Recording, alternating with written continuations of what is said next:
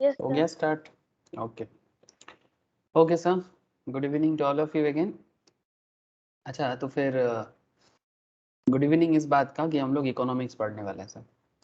तो इकोनॉमिक्स में हम लोग अभी थ्योरी ऑफ मार्केट पढ़ रहे हैं और थ्योरी ऑफ मार्केट में पढ़ते पढ़ते बहुत दूर आ गए सर। बहुत दूर मतलब सर बहुत दूर इन द सेंस कि ये जो थ्योरी ऑफ मार्केट है, ठीक है ठीक है, ये जो थ्योरी ऑफ मार्केट है, एक सेकंड सर होल्ड करो ना।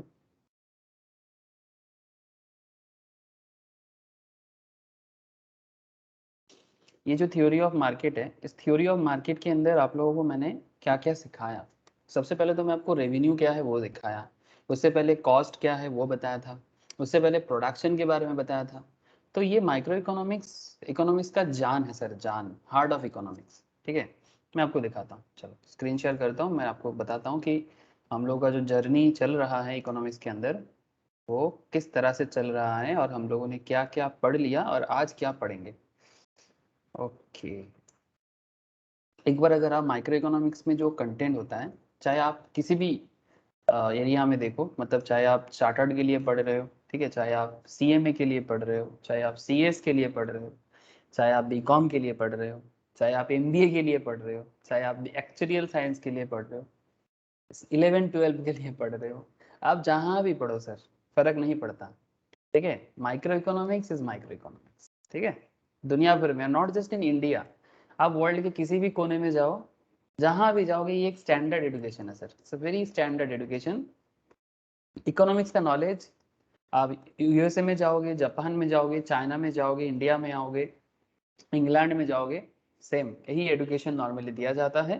ठीक ठीक है, तो अभी हाँ, डिफरेंट कंट्री का अपना अपना भी कुछ कॉन्सेप्ट जरूर होता है, बट हमारा एजुकेशन सिस्टम जो चल रहा है ये ऑब्वियसली वेस्टर्न एजुकेशन कॉन्सेप्ट में चलता है, लाइक यूरोपियन, इंग्लैंड का काफ़ी ज़्यादा मतलब हम लोगों ने लिया ये सब पढ़ाई में, बिकॉज इंग्लैंड बहुत दिन था ना सर हमारे यहाँ पर। ठीक है मेहमान नवाजी। तो बेसिकली ये माइक्रो इकोनॉमिक्स के अंदर क्या क्या सीखना पड़ता है, इससे ये सर ये ग्लोबल लेवल में भी काफ़ी ज़्यादा पॉपुलर है। आप इंटरनेशनल एग्जाम दो, आप नेशनल लेवल में पढ़ाई करो, यही माइक्रो इकोनॉमिक्स। आप आईएएस का एग्जाम के लिए तैयारी करो, आप आईपीएस की तैयारी करो, ठीक है, आपको हर जगह में यही माइक्रो इकोनॉमिक्स पढ़ना पड़ेगा। और माइक्रो इकोनॉमिक्स मतलब सर, माइक्रो इकोनॉमिक्स मतलब जैसे कि आपको दिखाई दे रहा है, थ्योरी ऑफ डिमांड सप्लाई। ठीक है, इंट्रोडक्शन लेवल में बेसिक कॉन्सेप्ट है, जिन लोगों का बाकी है बेसिक मैं आगे आगे कराऊंगा। Demand supply, production cost and price determination in different market. ठीक है, यही मार्केट के ऊपर चर्चा चल रहा है सर, यही मार्केट में हम लोग बातचीत कर रहे हैं कि ये जो डिफरेंट मार्केट इन जो इकोनॉमिक्स में आइडेंटिफाई किया गया है, जैसे कि परफेक्ट कंपटीशन, इकोनॉमिक्स अलग अलग पॉइंट में सोचते हैं ना, परफेक्ट कंपटीशन के नाम पे, मोनोपोली मोनोपोली बिजनेस, हाँ सर, मोनोपोली बिजनेस के नाम पे। ठीक है, आज बताऊंगा मैं आपको ऐसे परफेक्ट कंपटीशन, मोनोपोली बिजनेस मैं डिटेल्स में बताया, डिटेल्स में काफ़ी समय लेके बताया, ताकि कोई भी पॉइंट छोड़ ना जाए सर, कोई भी पॉइंट छूट ना जाए। ठीक है, परफेक्ट कंपटीशन में किस तरह से प्राइस डिटरमाइन होता है, याद है ना सर, मैगी पैकेट का दाम, पार्लेजी बिस्किट का दाम डिसाइड किए थे। मोनोपोली बिजनेस में, मोनोपोली बिजनेस में हमें आपको आईआरसीटीसी, इंडियन रेलवे के बारे में बताया था, याद है क्या? हाँ, लास्ट वीक का ही बात है, ज़्यादा पुराना बात है नहीं। अरे याद है, बोलो ना। Yes, yes, sir. एकदम सर, बिल्कुल याद होना चाहिए। तो ये जो डिफरेंट काइंड ऑफ मार्केट, जो determination in different market, determination in price determination in different market, मतलब अलग अलग मार्केट में प्रोडक्ट का दाम कैसे डिसाइड होता है, या फिर मार्केट है क्या, सबसे बड़ी बात। ठीक है, ये जो अलग अलग मार्केट कॉन्सेप्ट है, ये मार्केट कॉन्सेप्ट है क्या, सबसे बड़ी बात है ये सर। तो इसमें इसका टाइप्स ऑफ मार्केट, मीनिंग क्या है, डिटर्मिनेशन ऑफ इक्विलिब्रियम प्राइस, उसमें मोनोपोली बिजनेस हो, परफेक्ट कंपटीशन हो। तो आज और भी कुछ मार्केट का बाकी है, ठीक है, तो उसी में चर्चा रखूंगा मैं जारी आपके सामने। जैसे मानो कि मैंने आपको परफेक्ट कंपटीशन बताया, मैंने आपको परफेक्ट कंपटीशन बताया, मैंने आपको मोनोपोली, परफेक्ट कंपटीशन मैंने आपको डिटेल्स में बताया। बहुत बढ़िया, बहुत अच्छे से हुआ है। अगर किसी का क्लास मिस है तो ज़रूर एक बार गो थ्रू करे सर। सर ये सब माइक्रो इकोनॉमिक्स ना, मतलब मैं आपको बार बार बोल रहा हूँ, एसेट है सर, एसेट। जिसको जितना ज़्यादा नॉलेज मार्केट माइक्रो इकोनॉमिक्स में, उसका मैक्रो, और इवन हम लोग तो जो लोग प्रोफेशनल पढ़ रहे हो, लाइक CS का तैयारी कर रहे हो, CMA का तैयारी कर रहे हो, उनके लिए तो अलग से क्लास होता है ना, फ्राइडे, ठीक है, उसमें हम लोग तो माइक्रो इकोनॉमिक्स जैसे कि इंडियन इकोनॉमी, हाँ, इंडियन इकोनॉमी का GDP concept, national income concept, फिर आपका डिफरेंट सेक्टर्स इकोनॉमी, हाँ, ये सब चर्चा तो वहाँ पर चलता ही है। अगर आपको माइक्रो इकोनॉमिक्स समझ में आता है तो फिर मैक्रो इकोनॉमी या इंडियन इकोनॉमी आपको बहुत अच्छे से समझ में आएगा, बिकॉज यही इकोनॉमी का पिलर है सर, ठीक है। तो जिसमें हम लोगों ने मार्केट के अंदर परफेक्ट कंपटीशन, मोनोपोली बिजनेस, ये सब पढ़ लिया है, ठीक है। आगे क्या है बाकी रह गया फिर सर? बाकी रह गया मोनोपोलिस्टिक या इम्परफेक्ट कंपटीशन। क्या बोलेंगे सर? मोनोपोलिस्टिक या इम्परफेक्ट कंपटीशन, ठीक है, उसके बारे में आज बात करेंगे आपसे। और बात करेंगे ओलिगोपोली बिजनेस पे। सर ये सब क्या है? नाम सुन के डर लग रहा है, मोनोपोलिस्टिक, ओलिगोपोली। सर अभी तो और डर नहीं लगना चाहिए, मतलब डर इन द सेंस, डर क्यों लगेगा, मतलब ऐसे नाम सुन के मोनोपोली, हाँ, मेरे को तो पहले पहले जब मैं सुनता था ना, मेरे को बहुत ऐसा लगता था कि भाई क्या चीज़ है, हाँ, मोनोपोली, परफेक्ट कंपटीशन, हाँ। मार्केट को ऐसे बहुत डिटेल्स में बात किया सर मैं आप लोगों के साथ, ठीक है। मार्केट बहुत सिंपल लेवल में भी सोचा जा सकता है। लोकल मार्केट, वो भी मैंने आपको बताया, local market, domestic market, national market, international market, हाँ सर, इंटरनेशनल मार्केट, ऐसे अलग अलग लेवल में मैंने आपको मार्केट के बारे में बात किया। लेकिन इकोनॉमिक्स जिस हिसाब से मार्केट को एनालाइज करते हैं, ठीक है, जिस हिसाब से इकोनॉमिक्स मार्केट को समझने का कोशिश करते हैं या फिर हमें समझाते हैं ये सब्जेक्ट, ठीक है, ये एक बहुत इंटरेस्टिंग कॉन्सेप्ट है कि ये जो बिजनेस एरिया है ये कंपटीशन की तरफ से चलता है, मतलब ये जो बिजनेस है ये कंपटीशन के बेसिस में चलता है, ये बात तो मानना पड़ेगा सर, ठीक है। ये कंपटीशन क्या है? कंपटीशन बोला ना आपको, जैसे मानो ये डिफरेंट मार्केट के बारे में बात किया, local market, area wise market, ठीक है, फिर आपका time wise market, nature of transaction के हिसाब से, रेगुलेशंस के हिसाब से, ये सब तो ठीक है, ये सब नॉर्मल कॉमन सेंस का मार्केट है ये सब। लेकिन इकोनॉमिक्स मार्केट को थोड़ा एनालिटिकल व्यू से देखता है, थोड़ा एनालिटिकल पॉइंट ऑफ व्यू से देखता है, जैसे कि कंपटीशन के हिसाब से, ठीक है। ऐसे होलसेल मार्केट, रिटेल मार्केट भी होता है, लेकिन कंपटीशन पॉइंट ऑफ व्यू में आपके सामने ये जो कॉन्सेप्ट है, ठीक है, perfect competitive and imperfect market, ये मेनली दो हैं। और उसको थोड़ा और स्ट्रक्चर वाइज देखा जाए तो परफेक्ट कंपटीशन, जिसमें मैंने एकदम लास्ट 2-4 क्लास हुआ मोनोपोली, ठीक है, मोनोपोली या मोनोपोलिस्ट मार्केट। लेकिन अभी बात करना है सर आपके साथ मोनोपोलिस्टिक कंपटीशन या इम्परफेक्ट कंपटीशन, या फिर ऐसे बोलो मोनोपोलिस्टिक मार्केट, और एक मार्केट बोलो ओलिगोपोली। तो मेनली कंपटीशन वाइज मार्केट को 4 तरीके से समझा जा सकता है। एक हो गया परफेक्ट कंपटीशन, दूसरा हो गया मोनोपोली जो मैंने करा दिया, और दो मार्केट ऐसा है जैसे कि मोनोपोलिस्टिक, या फिर उसका और एक नाम है इम्परफेक्ट, या फिर और एक नाम है मोनोपोलिस्टिक मार्केट, या फिर और एक नाम है सर ओलिगोपोली। टोटल 4 तरह का। उसमें मोनोपोलिस्टिक कंपटीशन, इम्परफेक्ट कंपटीशन या मोनोपोलिस्टिक मार्केट सेम है, सेम कॉन्सेप्ट है सर, ठीक है। तो फिर ये दोनों तो हो गया, तो बाकी जो दो है उसका चर्चा करेंगे। क्लियर है ना सर? बोलो, समझ में आ रहा है कहाँ है और कहाँ जा रहे हैं? समझ में आ जाना चाहिए सर। Yes sir.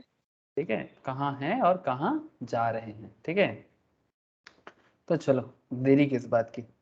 और आज केस स्टडीज भी होगा, डिफरेंट केस स्टडीज होगा सर, अलग अलग मतलब बिजनेस के बारे में बात करेंगे। आप लोगों को पता होगा IPO LIC का आ रहा है, पता नहीं होगा, आप लोग बच्चे हो, काफ़ी छोटे हो अभी, लेकिन फिर भी कई कोई कोई काफ़ी खोज खबर रखता है। जैसे मार्केट में LIC का शेयर मार्केट में लिस्टेशन होने वाला है, ठीक है। LIC इतना दिन गवर्नमेंट कंट्रोल में चलता था, इंश्योरेंस बिजनेस है इसका, 100% सेंट्रल गवर्नमेंट के हाथ में है ये बिजनेस, लेकिन अभी कुछ परसेंटेज मार्केट में छोड़ देगा।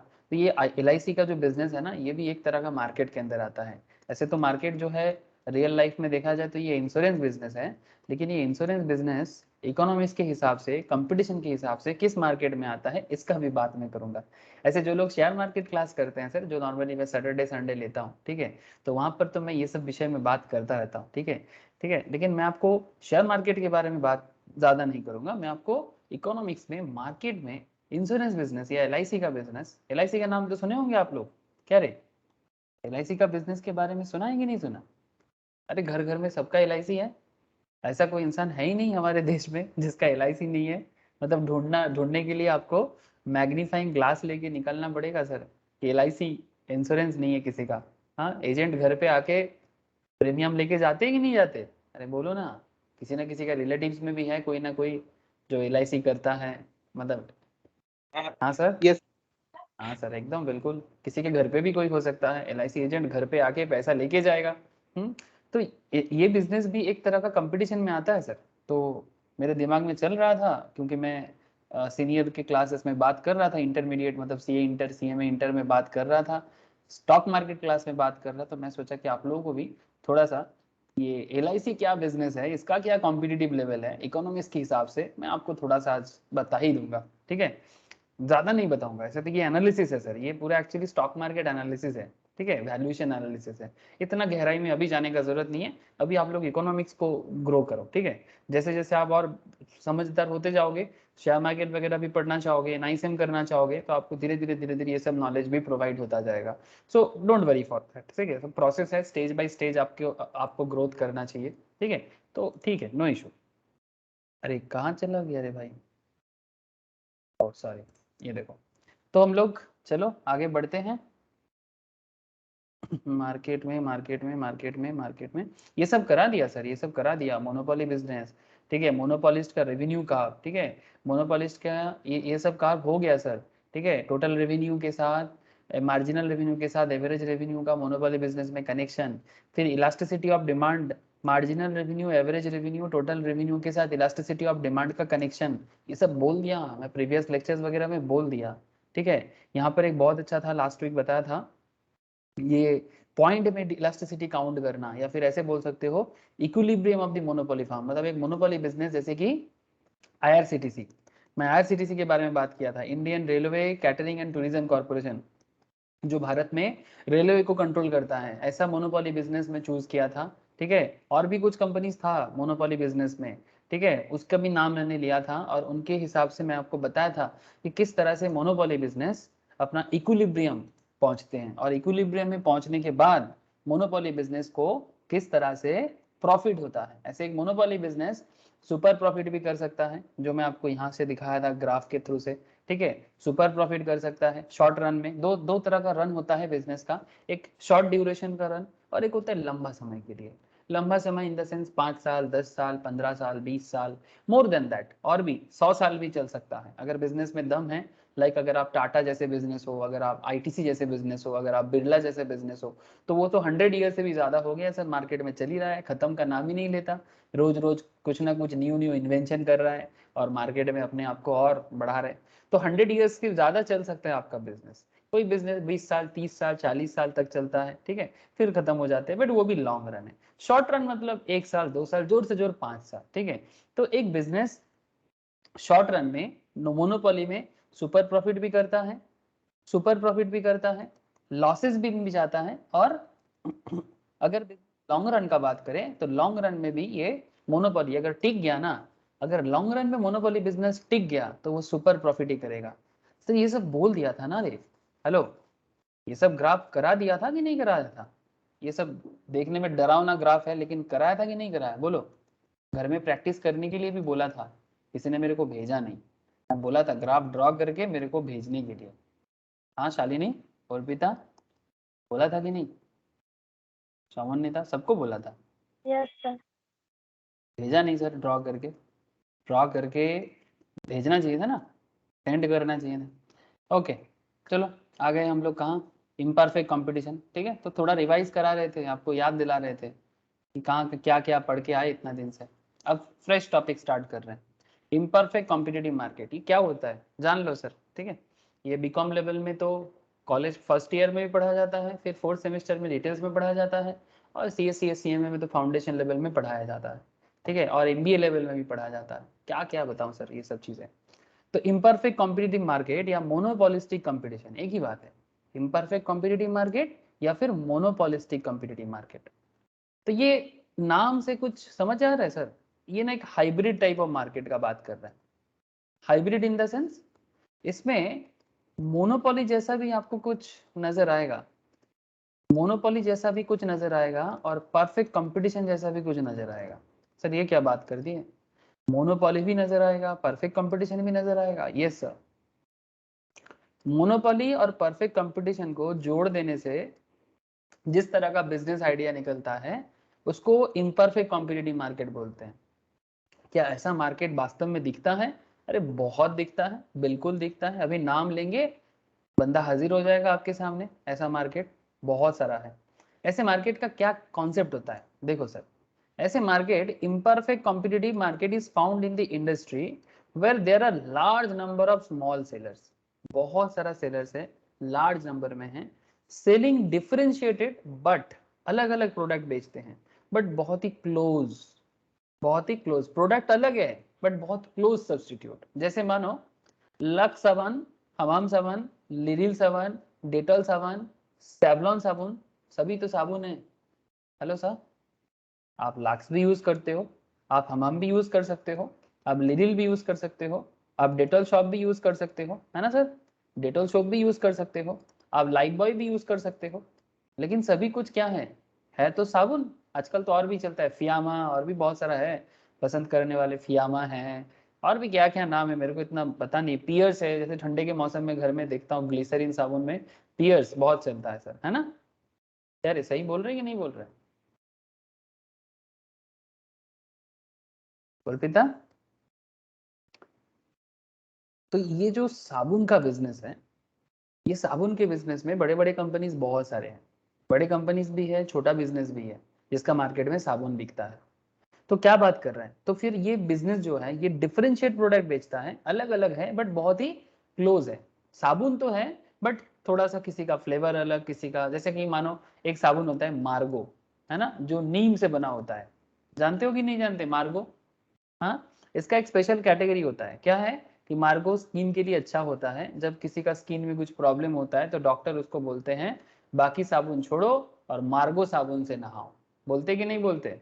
हाँ, और ये भी बोलते हैं कि वो खुशबू वाला साबुन बंद कर दो, ठीक है, जैसे कि लक्स, हमाम, लिरिल, तो है तो साबुन बट अलग अलग थोड़ा सा डिफरेंशिएशन है सभी साबुन के अंदर, है ना।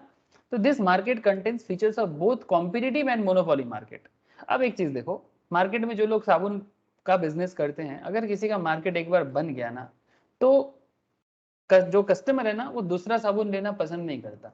जैसे मैं आपको बताता हूँ, मैंने अपने बहुत सारे फैमिलीज देखा है, ठीक है, वो दुकान में जाके ना सबसे ज्यादा जो साबुन पॉपुलर है, मैं घर घर में देखा, आपको बता सकते थे, सबसे ज्यादा पॉपुलर साबुन एक जमाने में बहुत चला है, आज भी घर घर में चलता है, लक्स।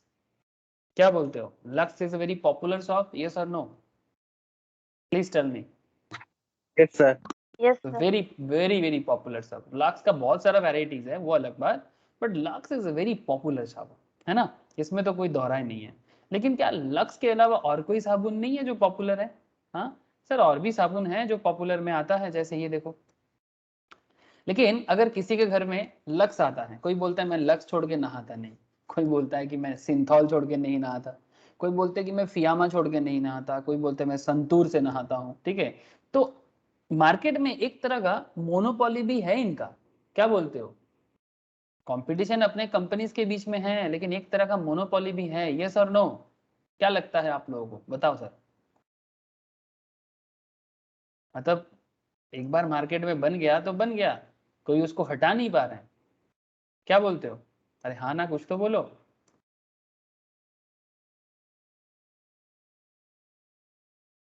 Yes, sir. है ना, तो मतलब क्या हो गया सर, साबुन बिजनेस में कंपटीशन भी है, साबुन बिजनेस में कंपटीशन भी है और साथ में सर मोनोपोली कैरेक्टर भी आ गया। मतलब मोनोपोली मतलब इसी का साबुन बेचेगा मार्केट में बहुत ज्यादा। हाँ, मतलब इस तरह का, किसी के फैमिलीज में सिर्फ सिर्फ लक्स यूज होता है, तो एक मोनोपोली कैरेक्टर भी है और साथ में कंपटीशन भी है। तो इट फीचर्स, जैसे कि इसका क्या क्या फीचर्स हो गया मोनो इम्परफेक्ट कंपटीशन का। परफेक्ट कंपटीशन तो नहीं बोल सकते कि बहुत सारा नंबर ऑफ सेलर्स है, बहुत सारे नंबर्स ऑफ बायर्स है, बायर्स यहाँ पर बहुत सारे हैं बट सेलर बहुत सारा नहीं है, बट जिसका जितना है कंपटीशन है, तो large number of sellers and buyers, मतलब बायर तो है ही और सेलर भी लार्ज ही बोल सकते हो आप, कम नहीं है बट ग्रुप में है। There are large number of sellers who individually have small share in the market, sellers है बहुत सारे लेकिन जिसका मार्केट शेयर अपना अपना है sir, so these sellers are known as group. Group means large number of small firms selling heterogeneous, heterogeneous का मतलब होता है डिफरेंशिएटेड, अलग अलग टाइप ऑफ प्रोडक्ट बेचते हैं। Large number of small farms मतलब बड़ा फार्म जिसका स्मॉल फार्म बन के वो अलग अलग लेवल में बिजनेस करते हैं, जैसे साबुन के बिजनेस में भी लोकल कंपनीज भी बहुत सारे हैं, ठीक है। तो सेलिंग हेट्रोजेनस, पाव रोटी बिजनेस जानते हो सर, पाव रोटी समझते हो आप लोग, पाव पाव जिसको हम लोग ब्रेड बोलते हैं, ब्रेड बिजनेस में भी है, बहुत सारे लोग हैं, है ना, लार्ज नंबर ऑफ सेलर्स है, जो लोग अरे जिनको बेकरी बिजनेस में आते हैं ना सर, बेकरी बिजनेस में, ऐसे बेकरी बहुत सब्जी वाले जैसे मिलता है क्या मार्केट में बेकरी वाले, please tell me, vegetable vendors या फिश वेंडर्स जितना दिखता है या चिकन वेंडर्स जितना दिखता है, क्या बेकरी वेंडर्स उतना दिखता है, please tell me. No sir. No sir. है ना, कंपेरेटिवली कम है ना सर बहुत, लेकिन फिर भी कम है, पर मोनोपोली नहीं है, एक इम्परफेक्ट कंपटीशन है मार्केट में बेकरी में, जैसे जो लोग पाव रोटी वगैरह बेचते हैं, साबुन बेचते हैं, ठीक है, कुछ लोग हैं जो मार्केट को काफी ज्यादा अक्यूर किया है, तो आप बोल सकते हो लार्ज, ठीक है, तो इसको ग्रुप बोला जा सकता है, group means large number of small firms selling heterogeneous differentiated product, थोड़ा अलग अलग, कोई बोलते कि मेरे पाव रोटी में बटर है, कोई बोलता है मेरे पाव रोटी में जो शुगर है, अलग अलग फीचर्स में पाव रोटी बेचता है, साबुन बेचता है। अच्छा, क्या एंट्री करना मुश्किल है ऐसे मार्केट में, अगर आपको बेकरी बनाने का मन हुआ तो आप बना सकते हो कि नहीं सकते, साबुन बोलो बेकरी बोलो, अगर आपको मन हुआ तो आप एंटर कर सकते हैं या बहुत मुश्किल है एंटर करना, प्लीज टेल मी। सर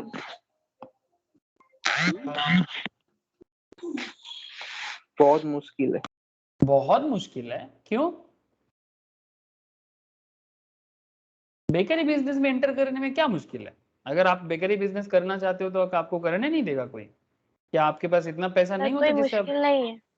इतना भी कोई मुश्किल नहीं है, बहुत मुश्किल क्यों, मैंने आपको थोड़ी बोला कि आप रेलवे में आईआरसीटीसी को कम्पीट कर नहीं कर सकते कभी, अगर आपको मैं बोलूँ कि क्या भाई आप रेल लाइन बना सकते हो, क्या रेल चला सकते हो, नहीं, क्या आप एरोप्लेन चला सकते हो, एरोप्लेन बिजनेस में आ सकते हो, आप बोलोगे सर नहीं, क्योंकि ये सब में रेस्ट्रिक्शन है। अगर मैं आपको बोलूं कि क्या सर आप नेटवर्क बिजनेस कर सकते हो, लाइक जियो एयरटेल वोडाफोन जैसे बिजनेस कर सकते हो, आप बोलोगे नहीं, बिकॉज वो सब एक monopoly oligopoly type of business है जिसमें एंटर करना मुश्किल है, हर कोई नहीं आ सकता, लेकिन बेकरी में आने में क्या प्रॉब्लम है, 2-4 लाख से स्टार्ट कर सकते हैं सर, क्या बोलते हो, आराम से, ये जो मियाँ मोरे, हाँ ये तो बेकरी है, लेकिन क्या लोकल मार्केट में नॉर्मल बेकरी नहीं चलता, मियाँ मोरे में भी चलता है, मॉन्जिनीस भी चलता है और लोकल बिजनेस भी चलता है, आपके घर के सामने कुछ ना कुछ बेकरी होगा, कुछ ना कुछ बेकरी होगा, कोलकाता में बेकरी नियर मी मैंने सर्च किया था यहाँ पर, ठीक है, चलो देखते हैं,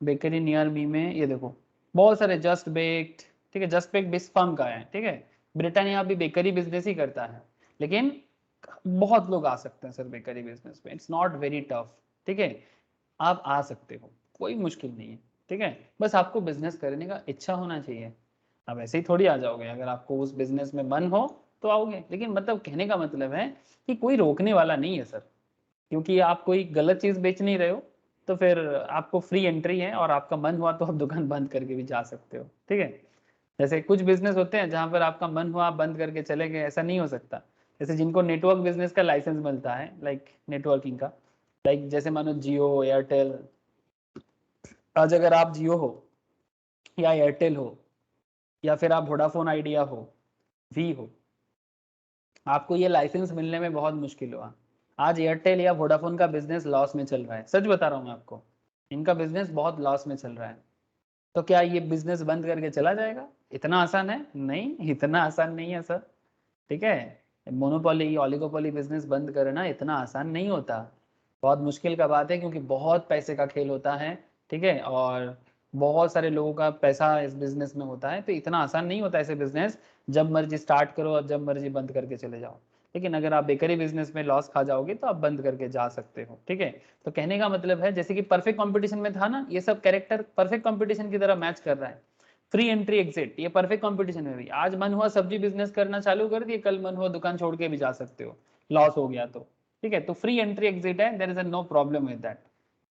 प्रोडक्ट डिफरेंशिएशन का क्या खेल है sir, product differentiation is one of the most important features of the monopolistic business, each firm produces different brand और वैरायटी, हर एक बिजनेस का अलग अलग ब्रांड और वैरायटी है सेम प्रोडक्ट का, जैसे मानो साबुन, सोप का जो बात अभी कर रहे थे, ठीक है, साबुन का जो बात कर रहे थे, कोई लाक्स बना रहा है, कोई लाइफ बॉय बना रहा है, ठीक है, कोई डेटॉल बना रहा है, ठीक है तो साबुन भाई, है तो साबुन ही, है तो सोप, ब्रांड और वैरायटी अलग हो सकता है बट प्रोडक्ट सेम है। The variety produces are very close substitute.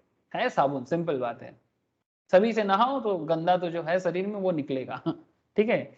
Substitute of one another product like toothpaste, soap, lipsticks. Yes, lipstick में भी बहुत सारे ब्रांड है। मैं देखता हूँ घर में बहने, मैम, ठीक है, दीदी, माएँ, सब कुछ, सबको यूज करते हैं लिपस्टिक। जैसे नायका के ब्रांड, नायका में जाओ आपको अलग अलग लिपस्टिक ब्रांड दिख जाएगा, है सर। एक बहुत फेमस कंपनी है लिपस्टिक वगैरह में, सुगर बोल के कंपनी है, बहुत सारा नाम मैं नहीं जानता। ऐसे तो सबसे फेमस नाम है लैक्मी, मैं बचपन से सुना हूँ, आप लोग भी सुने होंगे सर लिपस्टिक वगैरह में। Lakme is a very famous common brand. हाँ, लेकिन आजकल और भी अच्छे अच्छे कंपनी आ गया है, आप लोग और ज्यादा जानते होंगे, स्पेशली गर्ल्स को बहुत ज्यादा पता होगा, ठीक है। तो इसमें भी बहुत सारे हैं बट हल्का हल्का वेरिएंट्स के साथ, ठीक है। टूथपेस्ट में कोलगेट, पेप्सोडेंट, क्या क्या नहीं है, क्लोजअप, फिर आपका पतंजलि का आजकल बहुत चल रहा है मार्केट में, दंत कांति, हाँ सर, बहुत सारा है ऐसा। तो टूथपेस्ट में भी वेरी क्लोज है, तो toothpaste but very close substitute, ठीक है। जैसे यहाँ पर अगर आप लिखोगे toothpaste brand in India, paste brand, तो जस्ट देखो क्या क्या टूथपेस्ट ब्रांड निकल के आता है, बहुत सारा ब्रांड है। विच इज बेस्ट, ये देखो सर, विको, डबर रेड, आयुष, दंतकांति, मेशवाक, ये क्या है, स्पार्कलिंग वाइट, हिमालया, सेंसोडाइन, ये भी बहुत फेमस है आजकल मार्केट में। पेप्सोडेंट बहुत पुराना फेमस है सर, एक जमाने में बहुत चला है। क्लोजअप, ये भी एक जमाने में बहुत चला है। और कोलगेट, इसका तो सदाबहार है, हाँ सर, ये सदाबहार मार्केट है। लोगों ने कोलगेट तो सर इतना फेमस हो गया है, मतलब हो गया है, और अभी भी मतलब इसका खुद का प्रॉब्लम ये हो गया कि आजकल लोग कोलगेट दुकान में जाके टूथपेस्ट बोलना भूल जाते हैं, जाके बोलते हैं भैया कोलगेट दीजिए।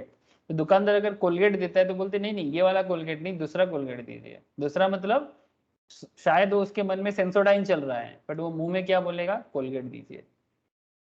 मतलब आप समझ रहे हो, टूथपेस्ट इक्वल्स टू कोलगेट हो गया। क्या मैं सही बोला,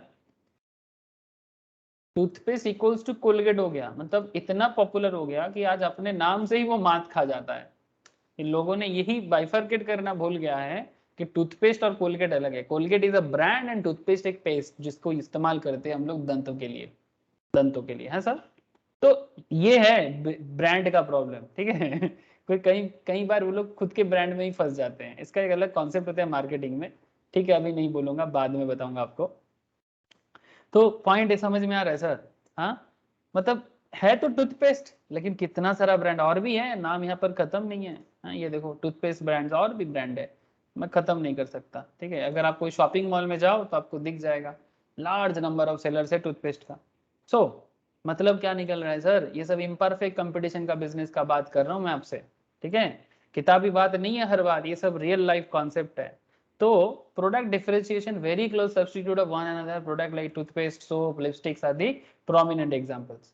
सर नॉन प्राइस कंपटीशन, ये सुनो सर बात, अब खेल खत्म, सुनो। इम्परफेक्ट कंपटीशन में क्या होता है, प्राइस को लेके ये लोग मारपीट नहीं करता, कंपटीशन जो है इनका प्राइस को लेके नहीं। In this type of market sellers try to compete on the basis other than price. Normally अगर आप सब्जी मार्केट में देखते हो, वेजिटेबल मार्केट में, या फिर अगर आप फ्रूट्स मार्केट में जाते हो, वेजिटेबल, फ्रूट, हाँ सर, ये सब मैंने आपको परफेक्ट कंपटीशन में बताया था, फिश, हाँ सर, एक चीज ख्याल करना कभी, vegetable market, fruit market, fish market, ये परफेक्ट कॉम्पिटिटिव मार्केट है नॉर्मली, या grocery market, please tell me sir. ऐसे मार्केट में जहां थोड़ा सस्ता देता है कोई कस्टमर, उधर ही ज्यादा जाता है, यस और नो, प्लीज टेल मी। अगर कोई सब्जी वाला, कोई ग्रोसरी वाला अगर किसी प्रोडक्ट पे 1 रुपये भी कम करता है ना, ठीक है, तो कस्टमर उन्हीं के पास ज्यादा जाता है, यस और नो। Yes, एक sir. टका भी कम करते प्रोडक्ट पे, Yes, ठीक sir. है। तो परफेक्ट कंपटीशन में क्या होता है, परफेक्ट कंपटीशन में क्या होता है, प्राइस को लेके वो लोग कंपटीशन करता है। लेकिन जब बात इम्परफेक्ट कंपटीशन का है, यहाँ पर बहुत सारा कैरेक्टर आपको परफेक्ट कंपटीशन जैसा दिख रहा है, लेकिन ये लोग प्राइस को लेके वार नहीं करता है सर, इनके लिए price is not important. Colgate या सेंसोडाइन, कोई ऐसा नहीं दुकान में जाके पूछते हैं सर कि किसका दाम कम है वो वाला टूथपेस्ट, तो ऐसा पूछता है क्या? आपने कभी देखा है टूथपेस्ट वगैरह में या साबुन वगैरह में कोई दाम कम के हिसाब से साबुन चूज करता है ज्यादातर लोग, या फिर पसंद के हिसाब से काम करते हैं, या फिर पॉपुलैरिटी के हिसाब से फॉर एग्जांपल उसने कभी सेंसोडाइन का नाम सुना नहीं, मानो कि उस जिस इलाके में वो रहते हैं उस इलाके में डबल रेड का बहुत ज्यादा पॉपुलैरिटी है, वो दुकान में जाकर डबल रेड चूज करेगा, है ना। दाम से फर्क नहीं पड़ता, यहाँ पर नाम से फर्क पड़ता है। समझ में आ रहा है sir? Price doesn't matter here, price इतना इंपॉर्टेंट नहीं है, सब ऑलमोस्ट सिमिलर रेंज में होते हैं, 5-10 इधर उधर होगा, बट यहाँ पर प्राइस से भी ज्यादा इंपॉर्टेंट है आपको कौन सा टूथपेस्ट पसंद है या फिर कौन सा ब्रांड के बारे में आप जानते हो। अगर आपको बचपन से पेप्सोडेंट यूज करने की आदत है, हाँ सर, अगर आप बचपन से पेप्सोडेंट यूज करते हो तो आप पेप्सोडेंट की तरफ जाओगे, लेकिन अगर आजकल मार्केट में बोल रहे दंत कांति बहुत चल रहा है या दंत कांति अच्छा है तो फिर आप शायद चूज कर सकते हो। ठीक है, दुकानदार बोलता है कि ये अच्छा चल रहा है मार्केट में, यूज करके देखिए, अगर किसी को शिफ्ट करने का मन है तो कर लिया। क्या यही है ना सर बात? तो इनके लिए price war is not important, price cut करके कस्टमर अट्रैक्ट करना टूथपेस्ट बिजनेस में नहीं होगा, मतलब इम्परफेक्ट कॉम्पिटिटिव बिजनेस में नहीं चलेगा। ठीक है, यहाँ पर मेन खेल है कि किसका मार्केट में लोगों को ज्यादा नॉलेज है। जैसे आजकल टीवी में सबसे ज्यादा टूथपेस्ट में कौन सा ब्रांड का एडवर्टाइजमेंट आ रहा है, टीवी में या यूट्यूब में? बोलो ना आप लोग, कौन सा ब्रांड का टूथपेस्ट का एडवर्टाइजमेंट ज्यादा देखते हो आजकल? मैंने तो ज्यादा सेंसोडाइन का देखता हूँ। सिर्फ कोलगेट। कोलगेट का ऐड ज्यादा देखते हो? इसका तो बहुत दिनों से ऐड चल रहा है, लेकिन आजकल सेंसोडाइन का ऐड थोड़ा ज्यादा नहीं चलता है। हाँ, ऐसा एडवर्टाइजमेंट आता है कि दांतों में सिरसिराहट है, दर्द है, सेंसोडाइन यूज करो मिनटों में भाग जाएगा, ऐसे करके बोलते हैं। ठीक है, यस सर। हाँ मैं बहुत देखता हूँ सेंसोडाइन का आजकल बहुत मार्केट में, मतलब ये हुआ है। तो खेल समझ में आ रहा है? तो in this type of market sellers try to compete on basis other than price, it is called non price competition. They incur advertising cost. ये लोग क्या करते हैं सर? एडवर्टाइजमेंट में खर्चा करते हैं। जिसका पैसा ज्यादा है या जो एडवर्टाइजमेंट में ज्यादा खर्चा करेगा उनका बिजनेस में ज्यादा गेन होने का चांसेस होगा। It is because of the need to maintain the perception in the mind of the potential consumer. आपके दिमाग में हमेशा उस ब्रांड के बारे में एक परसेप्शन बना के रखेगा that their respective brands are different compare to other brands, और हमेशा ऐसा ही वो एडवर्टाइजमेंट करके बताने का कोशिश करेगा कि बाकी ब्रांड से मेरा ब्रांड अच्छा है ना। लाक्स साबुन ज्यादा अच्छा है, लाइफ बॉय जीवाणु को नाश करता है। क्या सच में लाइफ बॉय सबसे ज्यादा जीवाणु को हटाता है? हाँ, ऐसे ऐड देते हैं ना, लाइफ बॉय है जहाँ स्वस्थ है वहां। क्या लगता है लाइफ बॉय से सबसे ज्यादा कीटाणु नाश होता है या डेटॉल से? ऐसा बात है क्या? सर डेटॉल से। डेटॉल से, ये देखो, ठीक है, ये तो एडवर्टाइजमेंट है। कीटाणु नाश तो सर मतलब कीटाणु साबुन से भी ज्यादा, अगर आप सीरियसली अगर मैं आपको बोलूंगा, अगर साबुन छोड़ के आप मिट्टी से हाथ धोगे आपका कीटाणु ज्यादा जाएगा, क्योंकि मिट्टी में ऐसा बैक्टीरिया होता है जो आपके हाथ में जाके खराब बैक्टीरिया को हटाते हैं, वायरस को खत्म करते हैं। पुराने जमाने में लोग मिट्टी से ही हाथ धोया करता था। ठीक है, आप सुन के आपको लगेगा कि सर आप पागल हो गए। हाँ सर, ये साबुन में जो होता है ना, साबुन बोलो, अब कोई आजकल क्या बोलेगा, मैं साबुन नहीं यूज करता सर, मैं तो सैनिटाइजर यूज करता हूँ। हाँ, अब सैनिटाइजर से कीटाणु ज्यादा जाएगा, सैनिटाइजर से सर सब कुछ चला जाएगा, कीटाणु छोड़ो गुड बैक्टीरिया भी हाथ से चला जाएगा। ये हमारा जो हाथ है ना सर, मैं आपको एक सच्चा बात कर रहा हूँ, हमेशा हाथ से ही खाना खाना चाहिए। क्यों? क्योंकि ये हैंड हाथ के अंदर ऐसे ऐसे अच्छा मतलब गुड बैक्टीरिया होते हैं। ठीक है, अगर आप गंदा नहीं करते हो तो हाथ को, तो हमेशा हाथ से खाओगे तो शरीर को अच्छा रहता है सर। ये जो हम लोग स्पून वगैरह यूज करके खाना खाते हैं ना कई बार, that is not good for health. Sir क्या बात कर रहे हो, हम लोग तो स्पून यूज करना पसंद करते हैं रेस्टोरेंट में जाके। सर रेस्टोरेंट का बात अलग है, घर में हाथ यूज करो, भगवान ने हाथ दिया क्यों? इसीलिए ना। तो ऐसे हाथ का यही सब तो इस्तेमाल है। अब छोड़ो, ये सब बोलोगे तो आप लोग सोचोगे कि सर क्या बात कर रहे हो, लेकिन सीरियसली सर ये हाथ के हर एक पॉइंट्स में ना शरीर के लिए कुछ ना कुछ है सर, तभी वो हाथ यूज करना चाहिए। ओके, ये सब बात छोड़ो, ये सब ज्ञान सुन के दिमाग खराब होता है। एडवर्टाइजिंग कॉस्ट में ब्रांड यूज करेगा, ज्यादा खर्चा करेगा तो उस ब्रांड के दिमाग आपके दिमाग में रहेगा, है ना। It is because they need to maintain perception in the mind of potential consumers that their respective brands are different compared to other brand. Colgate ज्यादा अच्छा है, ऐसा थोड़ी है कोलगेट ज्यादा अच्छा है पेप्सोडेंट कम अच्छा है, सब इक्वल काम करता है। हाँ सर, हाँ कुछ है, अगर आप आयुर्वेदिक वे में कुछ कर रहे हो घर में तो हो सकता है आपका ब्रांड ज्यादा अच्छा हो, जो कोई ब्रांड ही नहीं है। आप अपने घर में ऐसे ही जैसे बोलते हैं कि नून और तेल को मिला के प्यारा पत्ता के अंदर, प्यारा होता है ना सर गुआवा, गुआवा पत्ता के अंदर अगर आप तेल और नमक डाल के ब्रश करोगे या फिर आप नीम से दातुन करोगे ना, आपके दांत में कभी कीटाणु नहीं आएगा। नीम दातुन जानते हो, आज भी गांव साइड में लोग नीम दातुन करते हैं। इवन कलकत्ता में भी मैं देखता हूँ बड़ा बाजार में आज भी बिकता है सर। नीम का जो पेड़ होता है ना, नीम का जो पेड़ होता है उसका डाली होता है, उस डाली को काटते हैं, फिर उसको उसके मुंह पे ना ब्रश जैसा बना देते हैं वो लोग, ऐसे ही मतलब जो करते हैं, फिर उसको मुंह में लगा के घिसते रहो, मुंह में कोई जीवाणु नहीं आएगा, और छाई वगैरह से दांत को धो लो, उससे बेहतर कुछ नहीं हो सकता। क्योंकि आप डायरेक्ट नीम का पेड़ को यूज कर रहे हो, क्योंकि उसमें सच में कीटाणु नहीं आता। लेकिन ये किसको समझ में आएगा, क्योंकि हम लोग तो बदल चुके हैं, सो कॉल्ड सिविलाइज्ड हो गए हम लोग। हाँ, इतना सो कॉल्ड सिविलाइज्ड हो गए कि एक ऐसा वायरस आ गया, हम सबको मार रहे हैं। Every firm is price maker and price taker of his own product. Sir इस केस में क्या है, हर एक बिजनेस अपने प्रोडक्ट का प्राइस मेकर भी है और प्राइस टेकर भी है। मतलब कोलगेट अपने टूथपेस्ट का क्या दाम करेगा, या सेंसोडाइन अपने टूथपेस्ट का क्या दाम करेगा, ये सेंसोडाइन डिसाइड करता है, कोलगेट डिसाइड करता है कि मार्केट डिसाइड करता है? प्लीज टेल मी, कोलगेट का टूथपेस्ट का क्या प्राइस होगा या सेंसोडाइन का टूथपेस्ट का क्या प्राइस होगा? ये सेंसोडाइन डिसाइड करेगा, कोलगेट डिसाइड करेगा कि मार्केट डिसाइड करेगा? जल्दी बोलो। Sir market. नहीं सर, मार्केट नहीं, मार्केट बिल्कुल नहीं। सब्जी मार्केट में वेजिटेबल का क्या प्राइस होगा वो मार्केट डिसाइड करते हैं। फ्रूट्स मार्केट के फ्रूट्स का एप्पल कितना केजी का होगा वो मार्केट डिसाइड करता है, डिमांड सप्लाई। बट इस केस में मार्केट नहीं, फार्म डिसाइड करता है। वो मार्केट को देख के डिसाइड करेगा, पर डिसाइड ये खुद करेगा। मतलब आलू वाला जब मार्केट में आलू लाने जाता है ना, या प्याज वाला जब मार्केट से प्याज लाने जाता है, उसके मन में ये नहीं चलता कि मैं मेरे प्याज का ये दाम रखूंगा। प्लीज ट्राई टू अंडरस्टैंड, ठीक है? प्लीज ट्राई टू अंडरस्टैंड मैं क्या कहने का कोशिश कर रहा हूँ।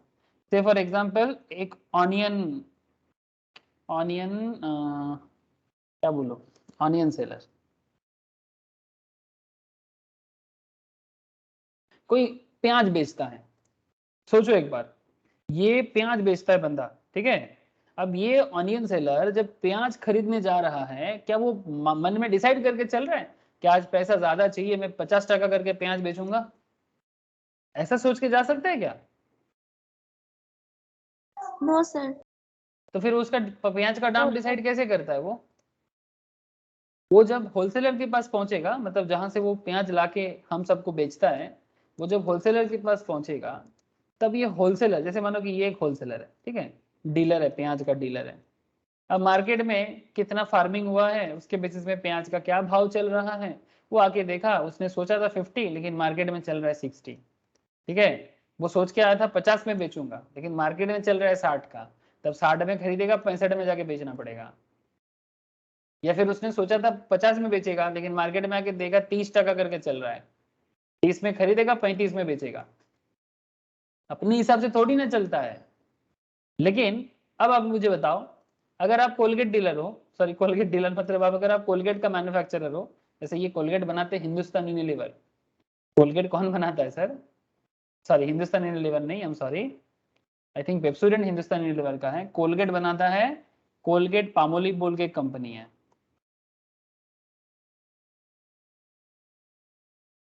कोलगेट पामोलिव इंडिया, ये कंपनी है जो इसको बनाता है, ठीक है? इसका शेयर मार्केट में भी इसका शेयर लिस्टेड है सर। जो शेयर मार्केट के बारे में जानकारी लेना चाहिए उसको ले लेना चाहिए, ठीक है? इसका लॉकडाउन से पहले लास्ट ईयर में अच्छा खासा इसका शेयर का प्राइस गिर गया था, ठीक है? लास्ट एक साल में फिर से मार्केट थोड़ा गिरा है, लेकिन अगर किसी ने 2008-9 के आसपास में भी इन्वेस्टमेंट किया है, बहुत अच्छा ग्रोथ दिया है, ठीक है? लेकिन करेंटली मार्केट थोड़ा गिर रहा है, बिकॉज मार्केट में कॉम्पिटिटर बहुत हो गया है सर, कॉम्पिटिटर बहुत हो गया है, लेकिन एक जमाने में ये तो एक तरफा मोनोपोली करके लिया था। कॉलगेट छोड़ के और ब्रांड के बारे में लोगों को नॉलेज ही नहीं था, लेकिन आजकल बहुत सारा ब्रांड आ गया है। तो जस्ट टेल मी कि कोलगेट का क्या दाम होगा, ये मार्केट में जाके डिसाइड करते हैं कि कंपनी खुद डिसाइड कर सकता है कि मैंने कोलगेट क्या दाम में बेचना है मुझे? Please tell me sir company खुद डिसाइड करेगी। कंपनी बिल्कुल, समझ ना, कंपनी डिसाइड करेगा। हाँ, मार्केट को देख के करेगा, कॉम्पिटिटर को देख के करेगा, है ना। जैसे मानो कॉम्पिटिटर को देख के, मतलब अगर मानो कि कोलगेट बोल रहा है कि मेरा कोलगेट दुनिया का बेस्ट है और इसका दाम रख लिया मानो 300 टका, ऐसे होना नहीं चाहिए, ठीक है। लेकिन पेप्सोडेंट मार्केट में बिक रहा है 100 में या 150 में, कस्टमर क्या करेगा? पेप्सोडेंट लेगा कि कोलगेट लेगा? अगर क्वालिटी में कोई डिफरेंस नहीं है तो। या फिर मानो दंतकांति ये कहता है कि मैं तो आयुर्वेदिक वे से करता हूँ, रामदेव बाबा, ठीक है, तो मेरा प्राइस तो 500 का होना चाहिए। तो क्या रामदेव बाबा अगर दंतकांति का दाम 500 कर देगा तो क्या उसका मार्केट में बिकेगा? क्या लगता है आप लोगों को? नो नहीं सर, सर, है ना। नो तो सर। मार्केट को देख के दाम डिसाइड करेगा ये लोग, लेकिन डिसाइड ये खुद करेगा, ठीक है। तो इसलिए इम्परफेक्ट कंपटीशन या मोनोपोलिस्टिक बिजनेस में मोनोपोली वाला बात हो गया कि ये खुद ही प्राइस टेकर भी है और खुद प्राइस मेकर भी है, ठीक है। Price taker and price maker दोनों फार्म होते हैं, जो एक मोनोपोली कैरेक्टर है, ठीक है। ये भी एक मोनोपोली कैरेक्टर था। और प्रोडक्ट डिफरेंशिएशन जो है ये perfect perfect monopoly mixed up था, ठीक है। और इससे पहले वाला जो देखे आप, ठीक है, जैसे large number of seller buyer, ये मोनोपोली कैरेक्टर है कि परफेक्ट कॉम्पिटिटिव कैरेक्टर है? बोलो। ये परफेक्ट कॉम्पिटिटिव कैरेक्टर है। फ्री एंट्री एग्जिट ये भी परफेक्ट कॉम्पिटिटिव कैरेक्टर है। मिक्स्ड अप हो रहा है ना, हाइब्रिड। मैं बोला आपको शुरू में ही, ये हाइब्रिड कैरेक्टर वाला बिजनेस है, ये इस तरह का business. Perfect imperfect competition business hybrid character का होता है। इसमें परफेक्ट कंपटीशन का भी कैरेक्टर छुपा होता है और इसमें मोनोपोली बिजनेस का भी कैरेक्टर छुपा होता है, ठीक है। और क्या बात है इसका? इम्परफेक्ट मोबिलिटी, परफेक्ट मोबिलिटी नहीं या परफेक्ट इमोबिलिटी नहीं। जैसे जैसे जैसे मोनोपोली जिसका है, मोनोपोली में क्या है, अगर मोनोपोली बिजनेस अपने हिसाब से चलता है तो उसका इम्परफेक्ट, उसका परफेक्ट इमोबिलिटी होता है। लेकिन इसका क्या है? Imperfect mobility. Here factor of productions are completely not mobile. Completely mobile मतलब, मोबाइल का मतलब होता है जो चल रहा है, ठीक है। कंप्लीटली नॉट मोबाइल मतलब ऐसा नहीं कि अपने हिसाब से हमेशा चलेगा, नहीं, इसको चलाना पड़ता है। इसमें क्या है ना, बायर्स का भी अपना प्रेफरेंस है और सेलर्स का भी अपना प्रेफरेंस है। अगर कोलगेट बोलेगा कि भाई मैं इस दाम पे नहीं बेचूंगा तो बायर नहीं खरीद पाएगा। लेकिन परफेक्ट बिजनेस में क्या होता है कि सेलर अपने दाम से कोशिश करके भी, चाह के भी नहीं बेच सकता, क्योंकि मार्केट ऑटोमेटिकली उसको कर देता है। लेकिन अगर कोलगेट बोलेगा भाई मुझे इससे कम दाम में नहीं बेचना है तो नहीं बेचना है। यस और नो? अगर कल कोलगेट आके मार्केट में बोलता है कि भाई मुझे नहीं बेचना है, तो क्या कोई कुछ कर सकता है? कोई कुछ नहीं कर सकता। लेकिन सब्जी वाले को तो बेचना ही पड़ेगा। फिश मार्केट में फिश वाले को बेचना ही पड़ता है मार्केट के हिसाब से, ठीक है। मतलब मैं ये नहीं बोल रहा हूँ कि वो सस्ता में नहीं बेच सकता, लेकिन उसका क्या है ना, मार्केट मार्केट ड्रिवन है वो, बहुत ज्यादा मोबाइल है, वो चलता रहता है, कुछ भी करो, सब्जी मार्केट फिश मार्केट चलता रहता है। लेकिन ऐसा बिजनेस चलेगा बट इम्परफेक्टली चलेगा। मतलब ये दुकानदार पे भी डिपेंड करता है, सिर्फ बायर पे डिपेंड नहीं करता, बिकॉज यहाँ पर बायर का भी प्रेफरेंस है और सेलर का भी अपना प्रेफरेंस है, ठीक है। इसलिए इसका नाम है इम्परफेक्ट मोबाइल। मोबाइल, मोबाइल का मतलब होता है जो चलता है, चलन, ठीक है, चलता है। मोबाइल का मतलब क्या है? मोबिलिटी। मोबिल दिया जाता है ना सर, गाड़ी में मोबिल क्यों देता है? वो बहुत स्मूथ चलता है, ठीक है। परफेक्ट कंपटीशन स्मूथली चलता है, मोनोपोली बिजनेस इमोबाइल है, मन मर्जी चलता है। और ये इम्परफेक्ट मोबिलिटी, थोड़ा मोबिलिटी है लेकिन परफेक्टली नहीं है, इम्परफेक्टली मोबिलिटी है ऐसे बिजनेस में। और इस बिजनेस का और एक कैरेक्टर क्या है कि इसमें average revenue and marginal revenue जो है, in monopolistic competition average revenue will be greater than marginal revenue. इस ऐसे बिजनेस का जो एवरेज रेवेन्यू है वो मार्जिनल रेवेन्यू से ज्यादा होता है, बट एवरेज रेवेन्यू और डिमांड का will be more elastic than monopoly market. ऐसा होता है, मतलब it's almost like a monopoly business but exactly not like monopoly. मैं आपको दिखाता हूँ क्या डिफरेंस है, ध्यान से देखिए। ये वाई एक्सिस है, ये एक्स एक्सिस है, इधर क्वांटिटी है, इधर रेवेन्यू है, ठीक है। अब ये देखो सर, इसका एवरेज रेवेन्यू कर्व वही इसका डिमांड कर्व है, और इसका marginal revenue curve, marginal revenue जो है वो एवरेज रेवेन्यू से नीचे है, या फिर आप ऐसे बोलो कि एवरेज रेवेन्यू का मार्जिनल रेवेन्यू से ज्यादा होता है, बट मार्जिनल रेवेन्यू बीचों बीच नहीं होता। ठीक है, जैसे कि मोनोपोली बिजनेस को एक बार देखो, ये देखो सर, ये मोनोपोली बिजनेस था। मोनोपोली का मार्जिनल रेवेन्यू ग्राफ को देखो एक बार, मोनोपोली का मार्जिनल रेवेन्यू ग्राफ को देखो, एकदम बीचों बीच होता है। मतलब ये वाई एक्सिस और फार्म का डिमांड कर्व के मिडिल पॉइंट से एकदम बीचों बीच से निकलते हैं। लेकिन इम्परफेक्ट, ये मोनोपोली है, ठीक है, ये मोनोपोली बिजनेस है। और परफेक्ट कंपटीशन में कैसे होता है डिमांड कर्व? परफेक्ट कंपटीशन में डिमांड कर्व कैसे होता है? परफेक्ट कंपटीशन में डिमांड कर्व एकदम स्ट्रेट लाइन में होता है, मतलब हॉरिजॉन्टल होता है। ऐसा था, याद है क्या? सब भूल गए होंगे तो मुश्किल हो जाएगा सर।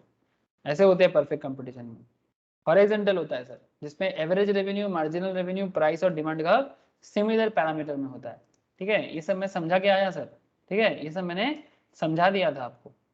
तो बात क्या है सर? बात और कुछ नहीं, आपको इम्परफेक्ट कंपटीशन का जो ग्राफिकल प्रेजेंटेशन है उसको याद रखना है थोड़ा सा, और ऐसे याद रखोगे कि इम्परफेक्ट कंपटीशन में या फिर मोनोपोलिस्टिक कंपटीशन में एक ही बात है। Imperfect competition, monopolistic competition is the same thing.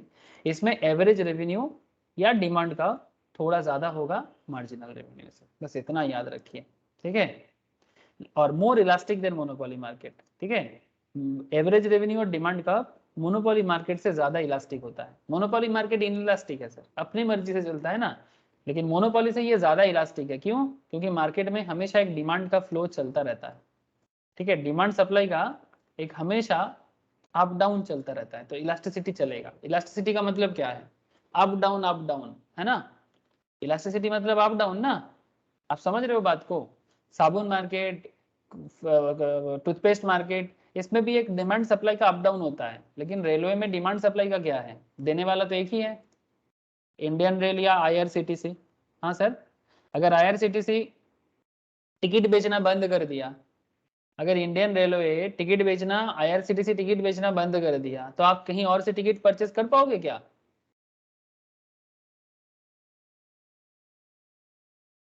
मेरा बात नो समझ में आ सर, रहा नो है? सर। है ना? तो क्योंकि यही एकमात्र जरिया है जहां से हमें टिकट मिलता है।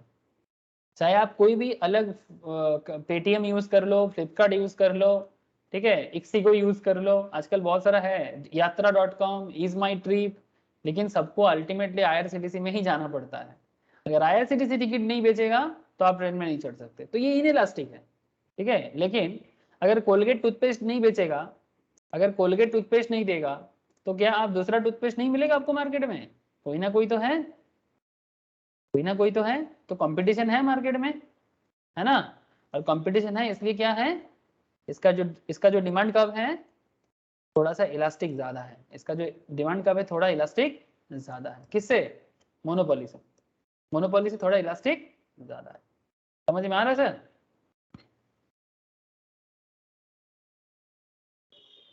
अरे बोलो, समझ में आ रहा है कि नहीं? यस सर, यस अब सर। आगे देखो, अब आगे देखो, प्राइस आउटपुट डिटर्मिनेशन, इक्विलिब्रियम। अब एक इम्परफेक्ट कॉम्पिटिटिव बिजनेस, मतलब आप किसी भी बिजनेस को दिमाग में सोच लो, जैसे मानो कोलगेट, ठीक है, जैसे मानो कोलगेट को दिमाग में रख के चल सकते हो कि कोलगेट जैसा बिजनेस, कोलगेट पामोलिव, ठीक है, कोलगेट पेप्सोडेंट ऐसा बिजनेस, ठीक है। तो कोलगेट पामोलिव का मैंने केस स्टडीज करवाया था, हो गया सर 5-6 महीने पहले,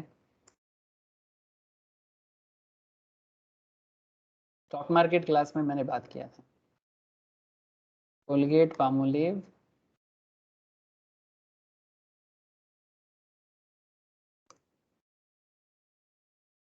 टूथपेस्ट वार, यस, ये जो खेल मैंने समझा था स्टॉक मार्केट क्लास में, वो बेसिकली टूथपेस्ट वार था। ठीक है, तो टूथपेस्ट वार में क्या हुआ था सर,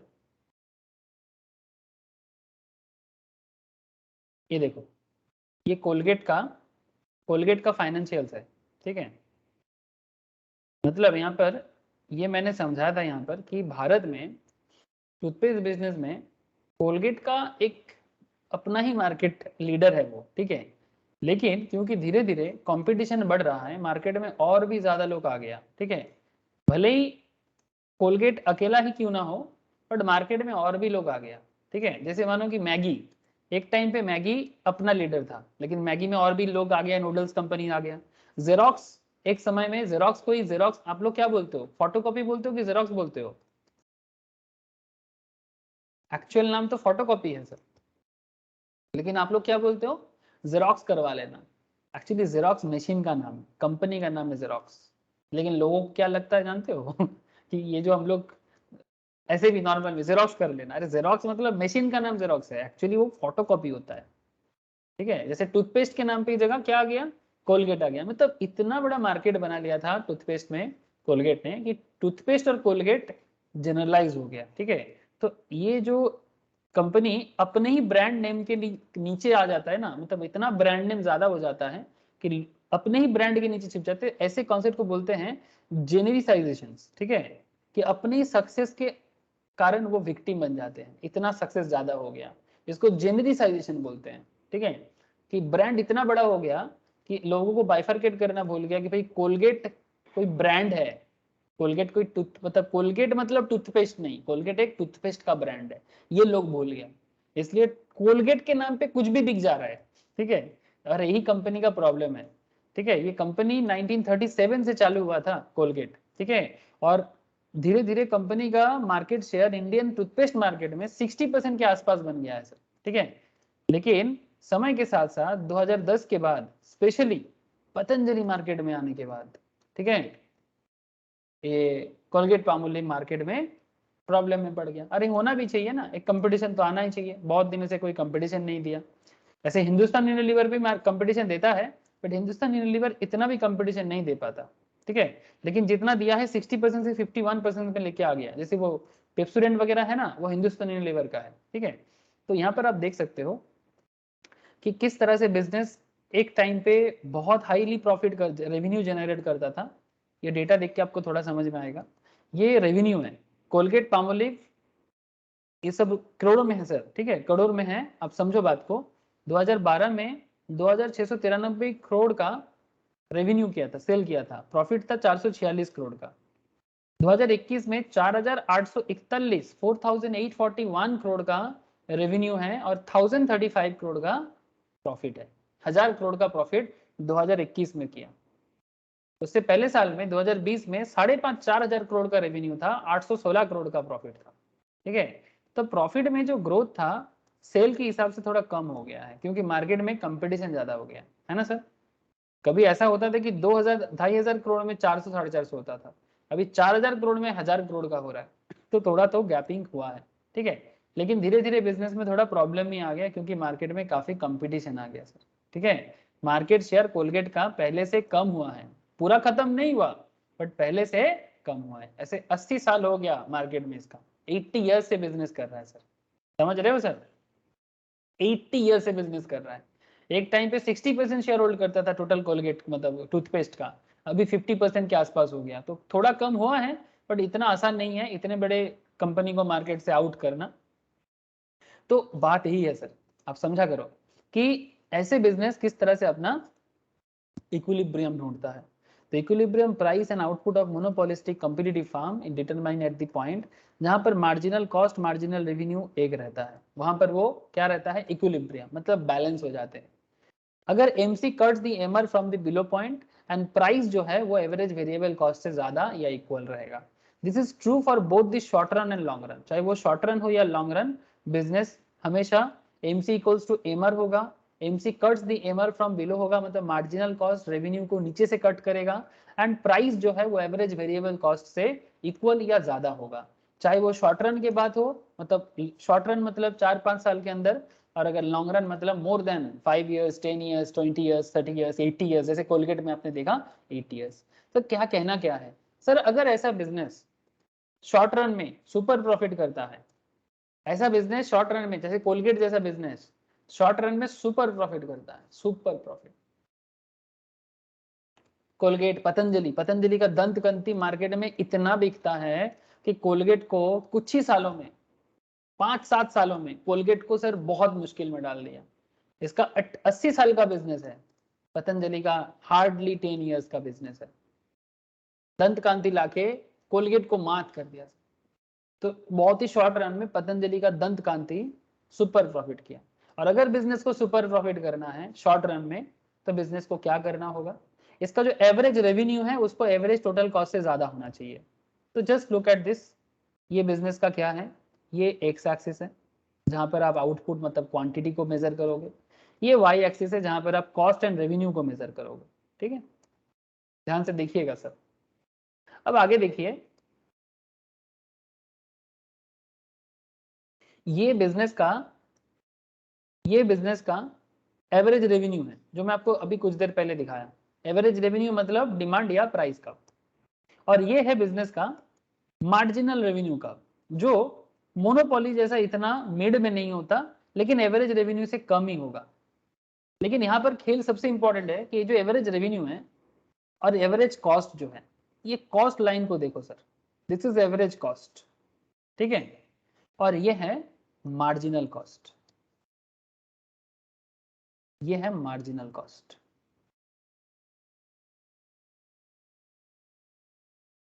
सर मार्ज क्या बोला यहाँ पर, एमसी इक्वल्स टू एमआर, तो एमसी इक्वल्स टू एमआर कहाँ हुआ है, this is marginal cost, MR कहाँ है sir, marginal revenue, this is the point, MC equals to MR होगा जिस पॉइंट में फार्म क्या हो जाएगा, इक्विलिब्रियम हो जाएगा। लेकिन अगर इसको सुपर प्रॉफिट करना है, सुपर प्रॉफिट करना है तो एवरेज रेवेन्यू को, this is the area sir, average revenue, average revenue का ये एरिया देखो, ध्यान से देखो, this is the average revenue का एरिया और ये है एवरेज कॉस्ट का area. Average revenue greater than average cost, आपको समझ में आ रहा है सर, ठीक से देखो, average revenue greater than average cost, ये एरिया ध्यान से देखो, ये बिजनेस का एवरेज रेवेन्यू एरिया है ये एरिया, और ये बिजनेस का एवरेज कॉस्ट है। तो sir maximum time average revenue ऊपर है और एवरेज कॉस्ट नीचे है। इसके कारण ये जो जोन बना है ना sir, this is the zone, ये जोन प्रॉफिट जोन है। समझिए सर, ये मैंने आपको लास्ट वीक का जो डिस्कशन था, लास्ट वीक का discussion in the sense monopoly discussion में भी मैंने आपको ऐसा ही समझाया था कि अगर आपका रेवेन्यू कॉस्ट से ज्यादा रहता है तो आप सुपर प्रॉफिट करोगे सर, सुपर प्रॉफिट। ये रहा जोन PABC जोन जो है ये आपका सुपर प्रॉफिट है। क्यों? Because look at this sir, ये जो average revenue greater than average cost, average revenue इस एरिया में ज्यादा है, कॉस्ट नीचे से जा रहा है, कॉस्ट नीचे से जा रहा है। इसका मतलब ये है कि जो आपका टोटल AQ है, AQ ये देखिए A और ये रहा Q, ये जो AQ जोन है ये बड़ा है किससे, BQ से, BQ कॉस्ट से कनेक्टेड है और AQ रेवेन्यू से कनेक्टेड है, तो AQ ग्रेटर देन BQ, तो AQ ग्रेटर देन BQ मतलब रेवेन्यू ग्रेटर देन कॉस्ट। तो रेवेन्यू ग्रेटर देन कॉस्ट मतलब सेल ज्यादा है कॉस्टिंग से, तो बिजनेस क्या करेगा, प्रॉफिट करेगा, ये सर नो। और प्रॉफिट जोन है PABC या जो भी बोलो, PCAB CBAP जो भी बोलो, बोलो सर, समझ में आ रहा है।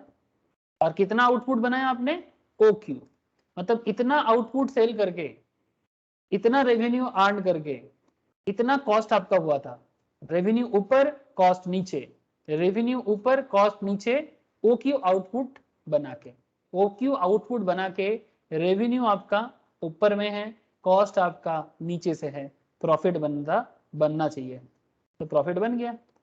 तो अगर शॉर्ट रन में बिजनेस ऐसे सिचुएशंस में है, सुपर प्रॉफिट करेगा। प्लीज टेल मी, क्लियर हुआ या नहीं, ग्राफ समझ में आया या नहीं?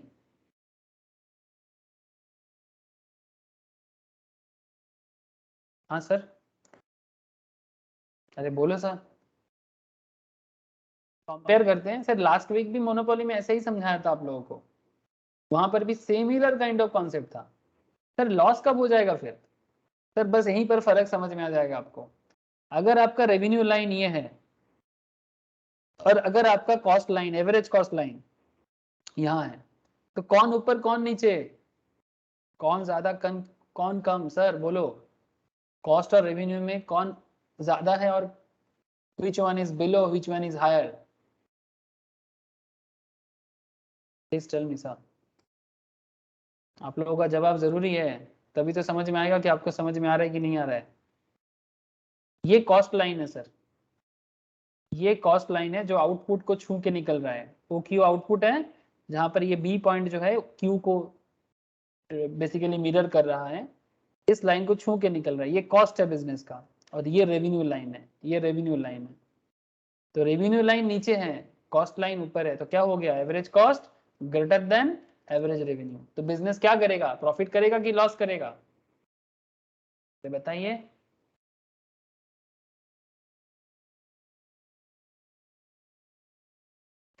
आप लोग चुप हो, समझ में आ रहा है कि नहीं आ रहा है, बताओ क्या प्रॉब्लम है वो तो बताओ।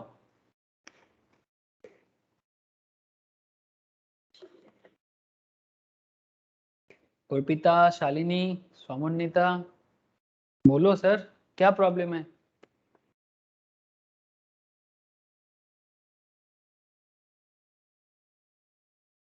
Hello, yes sir. समझ में आ रहा है, बोलो ना सर क्या दिक्कत हो रहा है, वही तो पूछ रहे हैं। सर एक बार फिर से बताएं। कौन सा ग्राफ। पॉइंट बताओ, बोलो ग्राफ फिर से बताए एक बार। यस ये सर। लॉस लॉस समझ में आ रहा है। देखो सर, लॉस को समझो फिर मैं प्रॉफिट को फिर से समझाता हूँ। लुक एट सर, ये आपका y एक्सिस है, ये आपका x एक्सिस है, ठीक है। अब इस सिचुएशंस में ये आपका ओरिजिन है, ये आपका y एक्सिस है। यहाँ पर आपने इतना आउटपुट किया, ठीक है, ये आपका प्राइस एरिया है।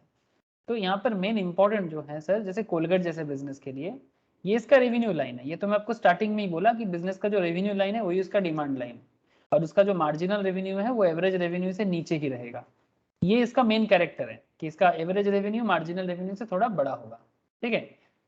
लेकिन अभी यहाँ पर खेल ये है कि अगर बिजनेस को लॉस होता है, कब लॉस होता है, जब इसका कॉस्टिंग ज्यादा हो जाएगा रेवेन्यू से।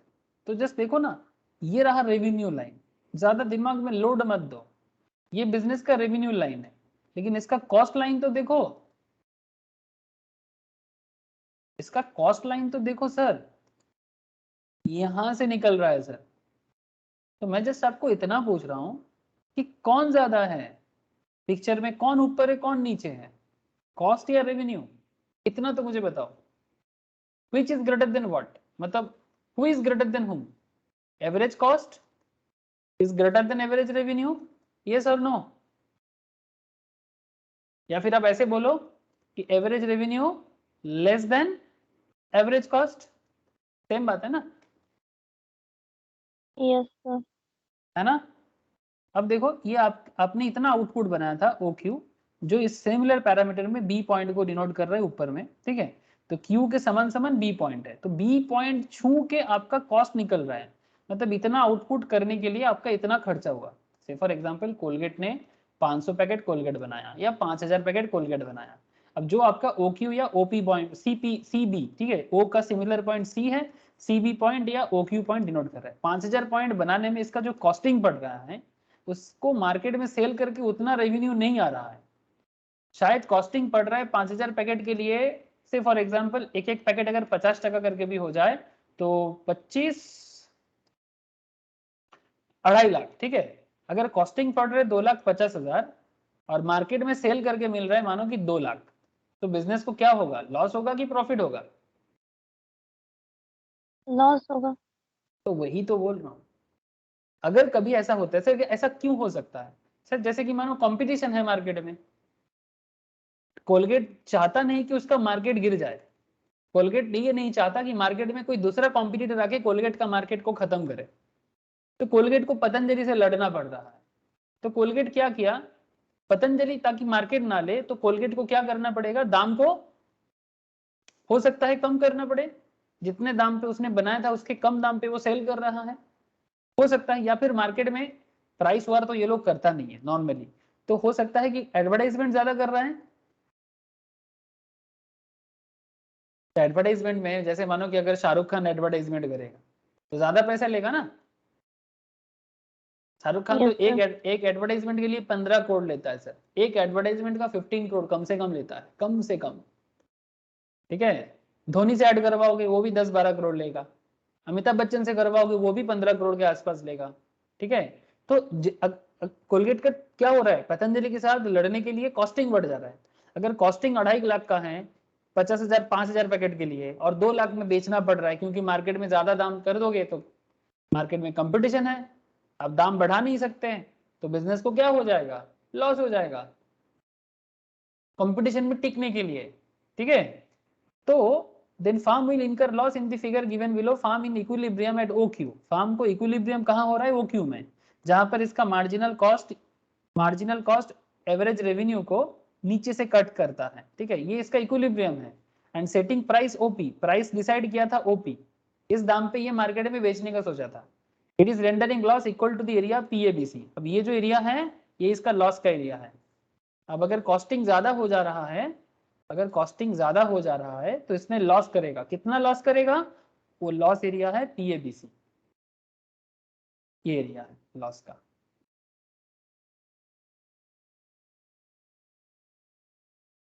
ये देखो sir PABC, this is the area of loss, मतलब कॉस्टिंग और रेवेन्यू के बीच में जो एरिया है ये एरिया। ओपी प्राइस डिसाइड किया था कंपनी ने, सोचा था कि मैं 60 रुपीज में या 50 रुपीज में सेल कर लूंगा, लेकिन मार्केट में उसका एडवर्टाइजमेंट कॉस्ट इतना हो गया कि 50 रुपीज में भी बन नहीं रहा है, और ऊपर से प्रॉब्लम है कि मार्केट में सेल गिर गया क्योंकि पतंजलि मार्केट में आ गया, पतंजलि मार्केट खा रहा है उसका, तो कोलगेट का क्या हो रहा है, लॉस हो रहा है। ठीक है, तो ये भी हो सकता है, बिजनेस को शॉर्ट रन में लॉस भी हो सकता है और बिजनेस को शॉर्ट रन में प्रॉफिट भी हो सकता है। ठीक है, सुपर प्रॉफिट होगा तो शॉर्ट रन में होगा तो सुपर प्रॉफिट होगा, जैसे कि ये वाला एग्जांपल था। सुपर प्रॉफिट होने के लिए क्या होना चाहिए, फार्म को इक्विलिब्रियम तो इसी पॉइंट में मिल जाता है जहां से मार्जिनल कॉस्ट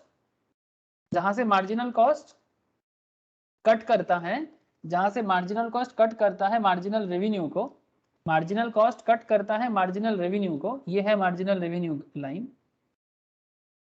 और ये है मार्जिनल कॉस्ट लाइन। जिस एरिया से मार्जिनल कॉस्ट मार्जिनल रेवेन्यू को कट करेगा नीचे से, वो होता है बिजनेस का इक्विलिब्रियम। मतलब अगर बिजनेस इतना तक चल रहा है ना सर, ये इसका इक्विलिब्रियम है, मतलब अगर इस दाम पे भी मार्केट चल पाएगा तो मतलब बिजनेस सर्वाइवल में रहेगा, इतना आप सोच लो। आप इक्विलिब्रियम का मतलब होता है कि बिजनेस सर्वाइवल कब तक रहेगा, जब तक रेवेन्यू मार्जिनल कॉस्ट इक्वल है। ठीक है, तो जिस पॉइंट पे marginal revenue marginal cost equal है, इस पॉइंट पे बिजनेस सर्वाइवल मोड में रहेगा, और इससे ज्यादा जितना जाएगा बिजनेस, ठीक है, उतना बिजनेस के लिए प्रॉफिट है, और इसके नीचे जितना आएगा वो बिजनेस के लिए लॉस। ठीक है, जितना नीचे आएगा उतना बिजनेस के लिए लॉस। ठीक है, तो यहां पर समझो आप। ठीक है, ये देखो इसमें क्या हुआ था, कॉस्टिंग लाइन देखो, कॉस्टिंग यहाँ है, एवरेज कॉस्ट यहाँ है और एवरेज रेवेन्यू यहाँ है, तो just tell me average cost ऊपर की एवरेज रेवेन्यू ऊपर, बोलो ना। ये एवरेज रेवेन्यू लाइन है सर, ये रेवेन्यू लाइन मैक्सिमम पोर्शन कहाँ है, हायर है, greater than average cost, cost line ये देखो। शालिनी बोल क्या प्रॉब्लम हो रहा है, सोमदीप, सोमनिता, सभी को पूछ रहा हूँ, ये बात समझ में नहीं आ रहा है, बोलो ना। सिंपल बात है सर, रेवेन्यू ज्यादा होगा कॉस्ट से, बिजनेस प्रॉफिट करेगा, इसमें क्या समझना है। और फार्म का इक्विलिब्रियम तब तक होता है जब business marginal cost marginal revenue को नीचे से कट करता है, जिस पॉइंट में मैच करता है वो बिजनेस का इक्विलिब्रियम, मतलब इतना तक बिजनेस किसी भी हालत में सर्वाइव कर देगा, इसके नीचे बिजनेस सर्वाइव नहीं कर पाएगा। बोल शालिनी बोल, क्या प्रॉब्लम है, कौन से पॉइंट में प्रॉब्लम है, और पिता सर समझ में आ गया। आ गया, जोर जोर करके बोल दिया लग रहा है, या फिर बहुत मुश्किल लग गया। ओके सर, ठीक है, तो इस तरह से फार्म को प्रॉफिट एंड लॉस दोनों हो सकता है शॉर्ट रन में, लेकिन अगर बिजनेस लॉन्ग रन में टिक गया सर, ठीक है, तो लॉन्ग रन में बिजनेस को ना तो सुपर प्रॉफिट होगा, जैसे कि कोलगेट आज के डेट में 80 साल हो गया मार्केट में इसका, कितना साल हो गया? 80 साल। नॉर्मल प्रॉफिट करता है, सुपर डुपर प्रॉफिट नहीं कर पाता, नॉर्मल प्रॉफिट करता है। नॉर्मल प्रॉफिट के लिए क्या कंडीशन है?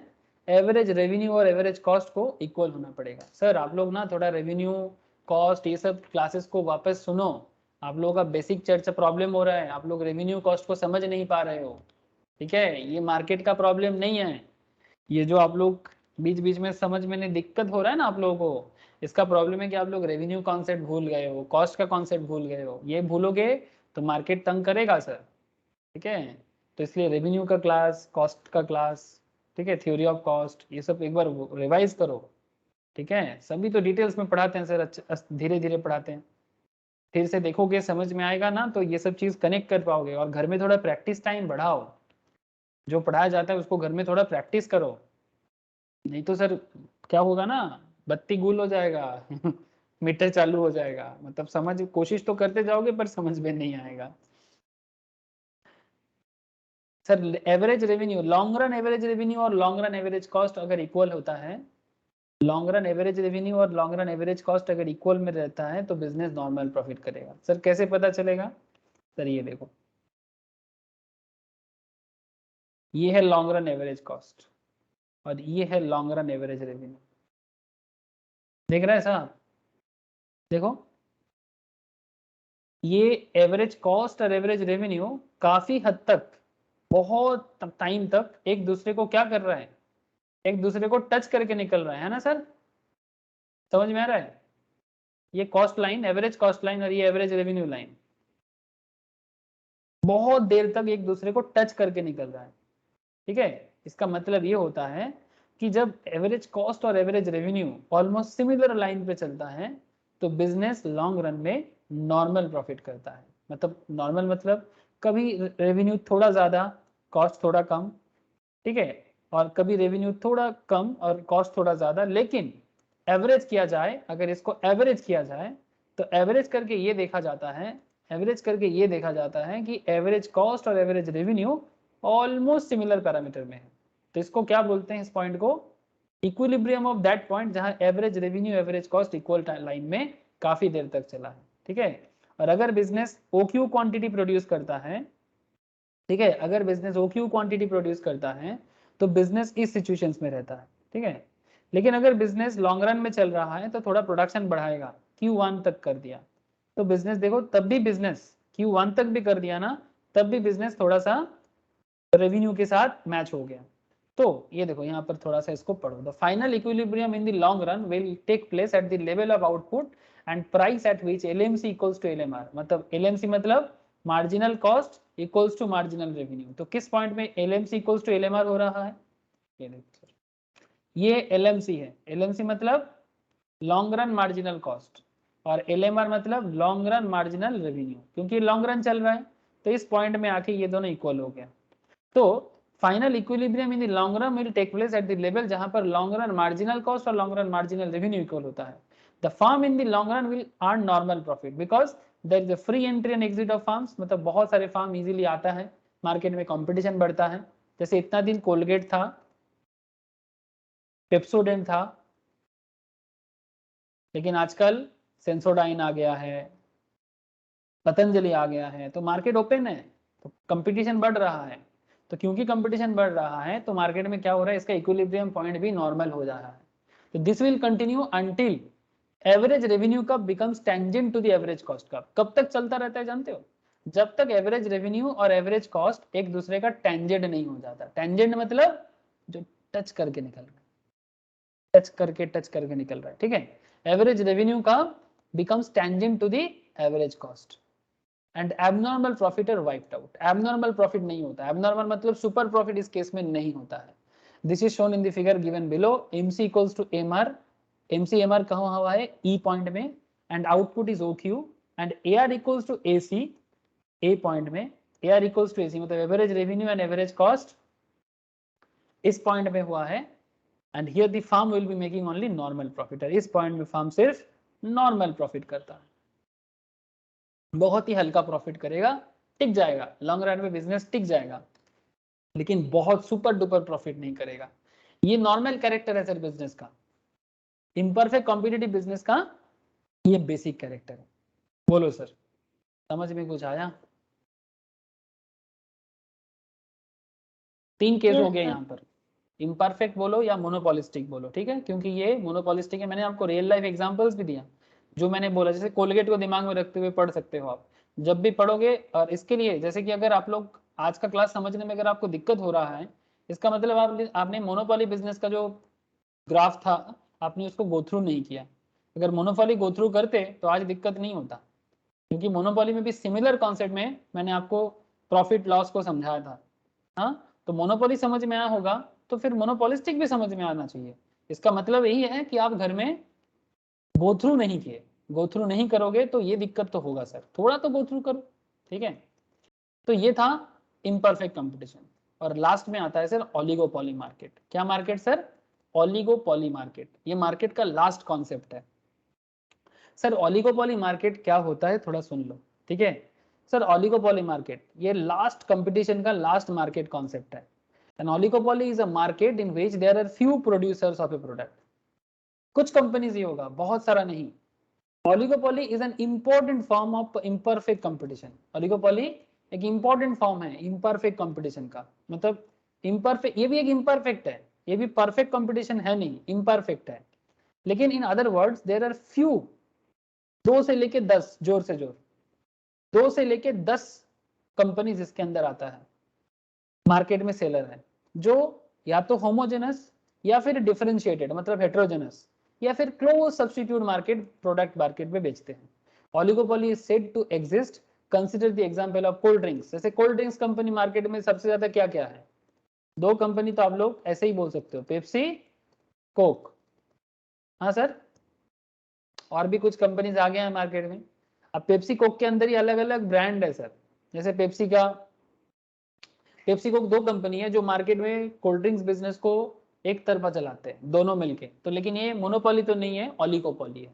ऑटोमोबाइल, गाड़ी कंपनी सर, इंडिया में कितना गाड़ी कंपनी है? 4 चक्का कंपनी कितना है बोलो?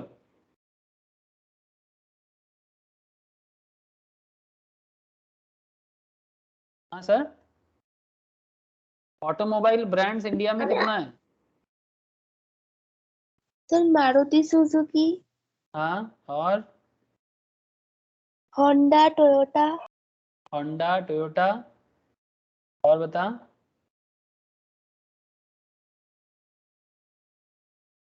Yamaha, Yamaha, Hyundai, Ford, Ford. Ford तो इंडिया छोड़ के जाने का जा रहा है सर, ठीक है। Maruti Suzuki, Hyundai, Tata, Mahindra and Mahindra, Honda cars, ठीक है। और भी है, कुछ मिसिंग है यहाँ पर। फिर वोक्सवैगन का भी है ना सर,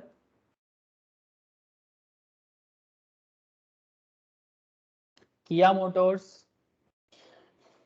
देखो सर, ठीक है। Maruti Suzuki, Hyundai, Honda, Tata, Toyota, Ford, Volkswagen, Kia, MG Hector, Renault, Mahindra, Nissan, Skoda, Fiat, दस्त की डैटसन, क्या नाम है आई डोंट नो इसका क्या प्रोनाउंसिएशन है, जीप, ठीक है। तो ये मोटा मोटी इंडिया में कार मैन्युफैक्चरिंग कंपनी है। और भी दिख रहा है यहाँ पर, ऑडी है, ये सब बाहर का है, इंडिया में बनाते नहीं है, बाहर से आते हैं। Maserati, Audi, BMW, Mercedes Benz, Land Rover, Jaguar, ये टाटा का है sir. Land Rover, Jaguar Tata का है। वॉल्वो, लेक्सस लेकिन फॉरेन ब्रांड है। Isuzu, Lamborghini, Mitsubishi, Rolls Royce, Bentley, Mini, Force Motor, ठीक है। फरारी, एस्टन मार्टिन, बुगट्टी, ठीक है। तो ये सब फेमस ब्रांड है। पर इंडिया में जो पहले पहले नाम आपके साथ मैंने चर्चा किया वो सब ब्रांड ज्यादा चलता है। तो ये जो बिजनेस के बारे में मैं बात कर रहा हूँ आपसे, ये बेसिकली ओलिगोपोली बिजनेस है, ठीक है। मतलब इसमें क्या है, very few sellers and large number of buyers. Types of oligopoly, कितना तरह का ओलिगोपोली होता है देखो सर। एक होता है प्योर या परफेक्ट ओलिगोपोली। इसका मतलब प्योर या परफेक्ट ओलिगोपोली में होमोजेनस प्रोडक्ट होता है, जैसे कि मानो सिमिलर काइंड ऑफ गाड़ी है तो गाड़ी, या फिर एल्यूमिनियम है तो एल्यूमिनियम, ठीक है। Excess capacity equals to minimum long run average cost output minus equilibrium output. जैसे कि हम लोग यहाँ पर एक्सेस कैपेसिटी के बारे में यहाँ पर बात कर रहे थे। जैसे कि मोनोपोलिस्टिक बिजनेस जो होता है ना, इसमें थोड़ा एक्सेस कैपेसिटी होता है, मतलब छोटा मोटा बिजनेस ये लोग होता नहीं है। जो लॉन्ग रन में मोनोपोलिस्टिक बिजनेस में टिक गया ना, वो भी एक तरह का ऑलिगोपोली है। इसके पास ना एक्सेस कैपेसिटी बहुत होता है, मतलब वो चाहे ना अपना प्रोडक्शन को और बढ़ा सकता है, और बढ़ा सकता है, बिकॉज बड़ा ब्रांड होता है, बड़ा कंपनी होता है, तो इतना छोटा मोटा बिजनेस इनका होता नहीं है, तो एक्सेस कैपेसिटी इनके पास हमेशा रहेगा। ठीक है, तो यही बात यहाँ पर कर रहा है कि प्योर या परफेक्ट ऑलिगोपोली में एक्सेस कैपेसिटी होगा, minimum long run average cost output, वहां से इक्विलिब्रियम आउटपुट, जैसे कि अब डायग्राम में excess capacity is Q Q because O Q minus O Q equals to Q Q. Sir ये कैसे समझ में आएगा, ये देखो O Q minus O Q one, अगर टोटल से इसको निकाल दो तो क्या बचता है, क्यू क्यू वन। ठीक है, टोटल से इसको निकाल दो तो क्या बचता है, क्यू क्यू वन। तो वही बात कर रहे हैं, ये जो एक्स्ट्रा कैपेसिटी कितना हो रहा है, क्यू क्यू वन। ठीक है, तो वही बात है कि इसमें एक्स्ट्रा कैपेसिटी होता है, ये अंडर मोनोपोलिस्टिक कंपटीशन मार्केट में हम लोगों ने देखा। ये प्योर ऑलिगोपोली का भी कैरेक्टर है कि इसका एक्सेस कैपेसिटी होगा, minimum long run average cost output जो भी है वहां से आप इक्विलिब्रियम आउटपुट माइनस करके एक्स्ट्रा कर सकते हो। और ये डिफरेंशिएटेड और imperfect oligopoly deals in product differentiation. ठीक है, और कितना तरह का होता है ओपन ऑलिगोपोली। ओपन ऑलिगोपोली में सर न्यू फर्म एंटर कर सकता है and compete with existing firm, जैसे कि कोलगेट चल रहा था, ठीक है, कोलगेट चल रहा था, पतंजलि घुस गया, या फिर आप ऐसे बोलो, आप ऐसे बोल सकते हो, जैसे मानो कि मारुति चल रहा था, टाटा घुस गया, महिंद्रा महिंद्रा। पहले तो इंडिया में 4 चक्का में सबसे पहले कंपनी है एम्बेसडर, एम्बेसडर को अगर मैं छोड़ देता हूँ तो उसके बाद सबसे नॉर्मल लोगों के लिए मारुति, ठीक है, सुजुकी। ठीक है, फिर मारुति सुजुकी आने के बाद धीरे धीरे टाटा आ गया, धीरे धीरे महिंद्रा महिंद्रा आ गया। ठीक है, इस तरह से इंडियन ब्रांड भी मार्केट में आने लगा, तो फ्री एंट्री है, उसको ओपन ऑलिगोपोली बोलेंगे। क्लोज ऑलिगोपोली मतलब न्यू एंट्री नहीं रहेगा। ऐसा भी अगर कोई बिजनेस है जहां पर न्यू एंट्री रेस्ट्रिक्टेड है, मतलब मन मर्जी बिजनेस इसमें आ नहीं सकता, इसको आप क्लोज्ड ऑलिगोपोली बोलना। ठीक है, न्यू एंट्री रेस्ट्रिक्टेड है। कॉल्यूसिव ऑलिगोपोली मतलब कॉमन अंडरस्टैंडिंग और कल्यूशन इन फिक्सिंग प्राइस, मतलब ये लोग ना एक साथ जानबूझ के दाम को फिक्स करके मार्केट को चलाते हैं, ऐसे बिजनेस को कॉल्यूसिव ऑलिगोपोली बोलते हैं। और एक होता है सर कॉम्पिटिटिव ऑलिगोपोली, इनके बीच में क्या होता है, अंडरस्टैंडिंग लैक होता है और कंपीट करते हैं एक दूसरे के साथ ही। ठीक है, तब उसको कॉम्पिटिटिव ऑलिगोपोली बोलेंगे। जहां पर दाम मिलके फिक्स करता है वो कल्यूशन और फिक्सिंग प्राइस होता है, मतलब 4-5 बिजनेस है एक साथ मिलके दाम फिक्स करके मार्केट को ऑपरेट कर लेते हैं। ठीक है, ये अच्छा बात नहीं है, इसको कंपटीशन एक्ट के अंदर प्रॉब्लम में डाला जाता है। आप लोग एग्जीक्यूटिव लेवल या इंटरमीडिएट में आके पढ़ोगे सर, फाइनल में भी CA inter, final CS executive में इसे पढ़ा जाता है कि कोई बिजनेस अगर एक साथ मिलके दाम को तय करके मार्केट को कंपटीशन से अलग करता है तो it's very bad thing sir. ठीक है, लेकिन सर अगर एक साथ मिलके करे तो इसको कल्यूसिव ऑलिगोपोली बोलते हैं, लेकिन collusion is not good in competition concept में। नॉर्मली सीमेंट बिजनेस ऐसे बहुत सारा है इंडिया में जो एक साथ मिलके काम करते हैं, सीमेंट कंपनीज। कॉम्पिटिटिव ऑलिगोपोली में लैक ऑफ अंडरस्टैंडिंग होता है और एक साथ दूसरे के साथ कंपटीशन करता है, चलो अच्छा है। पार्शियल ऑलिगोपोली में when industry is dominated by one large firm और प्राइस लीडर, जब इंडस्ट्री में कोई एक बिजनेस का डोमिनेशन होता है, जैसे कि ऑलिगोपोली है बट डोमिनेशन है, जैसे कि एलआईसी। एलआईसी क्या बिजनेस करता है सर, एलआईसी इंश्योरेंस बिजनेस करता है, लेकिन क्या इंश्योरेंस बिजनेस में एलआईसी छोड़ के और कोई कंपनी नहीं है, प्लीज टेल मी। क्या लाइफ इंश्योरेंस बिजनेस में एलआईसी छोड़ के और कोई कंपनी नहीं है, अरे बोलो सर। एसबीआई लाइफ इंश्योरेंस, हाँ, कोटक लाइफ इंश्योरेंस है, आईसीआईसीआई लाइफ इंश्योरेंस, बहुत सारे हैं।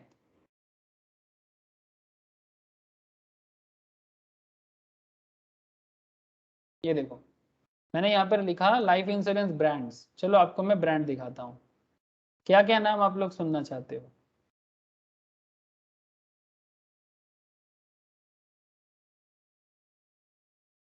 बहुत सारे बिजनेस है जो लोग इंश्योरेंस बिजनेस में है सर, आप मेरा बात समझ पा रहे हो।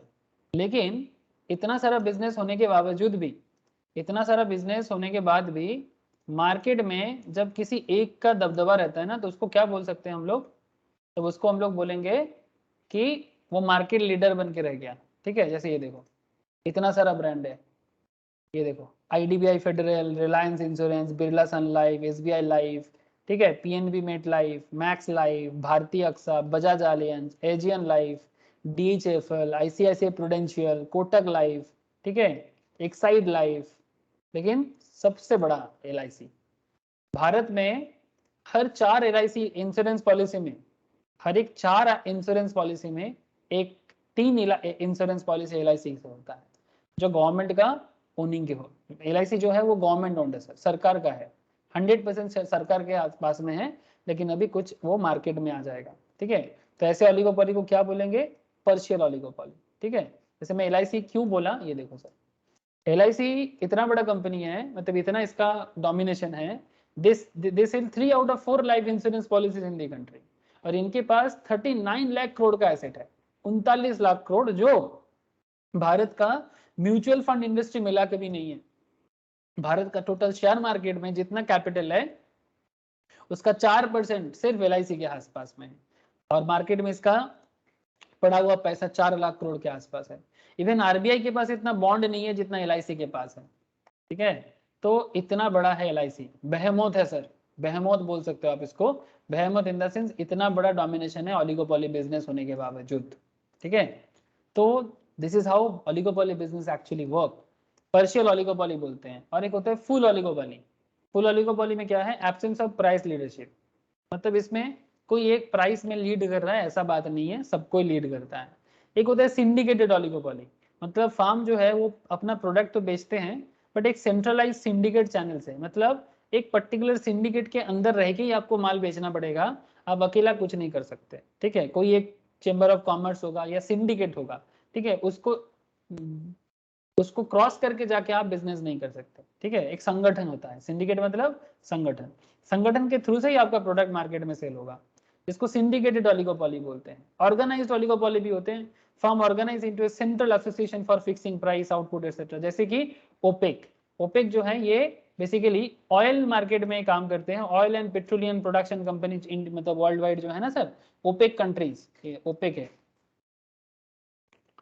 जो तेल का बिजनेस करते हैं वर्ल्ड वाइड, पेट्रोलियम एक्सपोर्टिंग का काम करते हैं। Organisation for petroleum exporting countries, मतलब जिनके पास पेट्रोलियम एक्सपोर्टिंग का पूरा मार्केट है जिनके हाथ में। ठीक है, कुछ कंट्रीज हैं जो बेसिकली ओपेक का मेंबर होता है, इनको भी अगर ओपेक वेरी फेमस ऑर्गेनाइजेशन है, ठीक है, वेरी फेमस ऑर्गेनाइजेशन, ओपेक का मेंबर होना पड़ता है। नॉर्मली अफ्रीकन का नेशंस, मिडिल ईस्ट का नेशंस ओपेक का मेंबर होता है सर। ये देखो, ये सब कंट्रीज नॉर्मली ओपेक का मेंबर होता है। ये मिडिल ईस्ट है, ठीक है, ये मिडिल ईस्ट का जो एरिया है, ये अफ्रीका का ये एरिया, ये एरिया, ये एरिया, ये एरिया, ये एरिया। तो इससे क्या समझ आता है सर? ये ऑयल एक्सपोर्टिंग कंट्रीज है, यहाँ पर दुनिया भर का तेल मिलता है सर, यही मेन बात है। समझ में आ रहा है आपको? दुनिया भर का जो तेल है ये सब कंट्रीज में मिलता है, तो ये भी एक तरह का क्या है? International oligopoly. OPEC starting form हुआ था बगदाद इराक में। ठीक है, बगदाद इराक में, इसका मेंबरशिप स्टेट 13 स्टेट के पास, टोटल 13 स्टेट्स है इसके अंदर। ठीक है, टोटल 13 स्टेट्स हैं।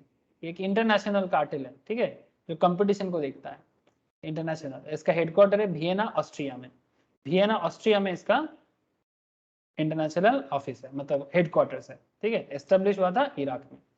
सो ओपेक भी एक तरह का क्या हो गया सर? ऑलिगोपोली। समझ में आ गया सर? ऑयल एक्सपोर्टिंग कंट्रीज का जो बिजनेस वर्ल्ड वाइड चलता है सर। ऑलिगोपोली बिजनेस का कैरेक्टर क्या होता है सर? कैरेक्टर ये है कि कुछ फ्यू सेलर्स होगा, फ्यू सेलर्स, कुछ ही कंपनीज या कुछ कंट्रीज ही सेल्स करता है। Oligopoly often describe as a competition among the few, very few के बीच में। गाड़ी कंपनीज, नेटवर्क बिजनेस, जैसे कि मानो जियो, एयरटेल, वी, क्या हो गई ये? ऑलिगोपोली।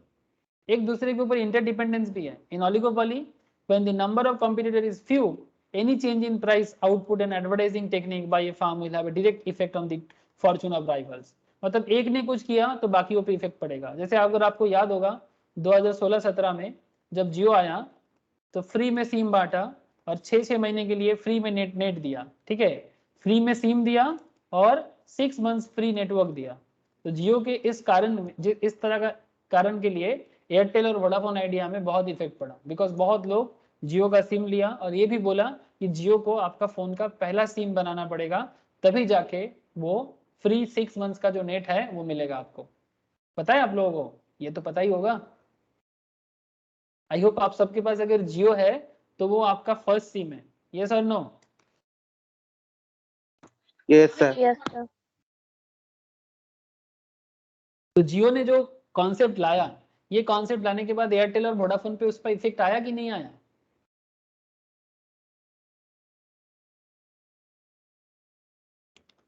यस बोलो, सर। आया ना? तो एग्जैक्टली तो ये क्या कैरेक्टर हो गया ओलिगोपोली में? इंटरडिपेंडेंस। प्राइस कट करना, एडवर्टाइजिंग टेक्निक यूज करना, ये जियो का क्या था? एडवर्टाइजिंग टेक्निक था, ठीक है। लेकिन ये टेक्निक बाकी लोग भी ले सकता था, हाँ जरूर ले सकता था, बाद में लिया भी है, दाम को कम भी किया वो लोगों ने भी, ठीक है। तो ये बाकियों का फॉर्चून भी तय करता है। Who will then retaliate by changing their own prices, outputs or advertising technique as the case may be. So oligopoly firm must consider the market demand and reactions of other firms in the industry to any major decision it takes. एक ने decision लेगा तो बाकी सब पे उसका effect जरूर पड़ेगा, अच्छा बुरा भला जो भी हो। Sir advertising and selling cost बहुत होता है, प्राइस कंपटीशन नॉर्मली नहीं होता कि कौन कितना एडवर्टाइजमेंट कर रहा है। प्राइस कंपटीशन में मर जाएगा ये लोग। प्राइस कंपटीशन करेगा ना, बिजनेस का हालत खराब हो जाएगा। किया तो मर गया, एयरटेल ने किया, बहुत लॉस में चला गया। वोडाफोन आइडिया तो इतना लॉस में चला गया, मैं आपको क्या बताऊं, भयंकर हालत है वोडाफोन आइडिया का। There is a great importance of advertising and selling cost in an oligopoly market. It is to be noted that firm in such type of market should avoid price cutting. अगर आप ऐसा oligopoly business में हो और अगर आप price को लेके वार कर रहे हो कि भाई उसने 500 टका चार्ज कर रहा है, हम 450 करेंगे, मर जाओगे, 50 टका भारी पड़ जाएगा। प्राइस कटिंग मत करो। ओलिगोपोली बिजनेस का इकोनॉमी का कॉन्सेप्ट है कि ओलिगोपोली बिजनेस में, बिकॉज ये हाई प्राइस बिजनेस होता है, आप क्रॉस को कट मत करो, प्राइस को कट मत करो। आप दम है तो एडवर्टाइजमेंट करो, एडवर्टाइजमेंट खर्चा बढ़ाओ, प्राइस कट करके कस्टमर लेने का कोशिश मत करो, क्योंकि ऐसा करने से आप मार्केट से आउट हो जाओगे। Price war will emerge with which drive few of them out of market, आपको मार्केट से ही बाहर कर देगा, पूरा लॉस में चले जाओगे, ठीक है। As customer will try to buy from the seller selling the cheapest price, जो सस्ता में बेचेगा कस्टमर उसी के पास जाएगा, और ऐसा करने से आप लॉस में जा सकते हो, ठीक है। सो प्राइस वॉर में ये लोग नॉर्मली नहीं जाता, एडवर्टाइजमेंट में जाते हैं। इनका ग्रुप बिहेवियर होता है। There is no generally accepted theory of group behaviour, ऐसा कोई प्रॉपर थ्योरी तो नहीं है। In the oligopoly the member of a group agree to pull together in the promotion of common interest, और will they fight to promote their individual interest. या तो एक दूसरे के साथ मिलकर करेगा या फिर एक दूसरे के साथ कंपटीशन करेगा। Each oligopolist closely watch the business behaviour of the other, एक दूसरे के बिजनेस को बहुत क्लोजली देखता है। गाड़ी कंपनी भी, जैसे फोर्ड मोटर्स का भी सिचुएशन बहुत खराब हो गया, ठीक है। Automobile car market in India दिखाता हूं मैं आपको। Car market share in India, car market share में इंडिया में टॉप करता है मारुति सुजुकी। अभी भी सबसे ज्यादा गाड़ी सेल मारुति सुजुकी का ही होता है। पूरा मार्केट का जितना गाड़ी मार्केट में सेल होता है, अगर ये शेयर में अगर आप देखोगे 2021 का डेटा है, सेल कितना होता है ये डेटा इजीली अवेलेबल है।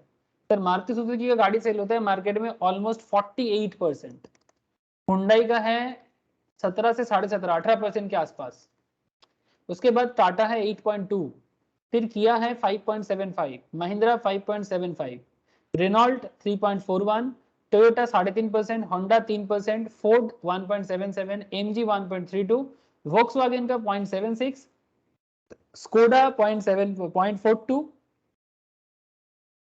निसान का 0.7, फियाट का 0.24। तो फिर सर फोर्ड मोटर भारत में बहुत इन्वेस्ट किया था, लेकिन फोर्ड मोटर का इच्छा तो यही था, बहुत बड़ा कंपनी है, इच्छा था कि भारत में लीड करे।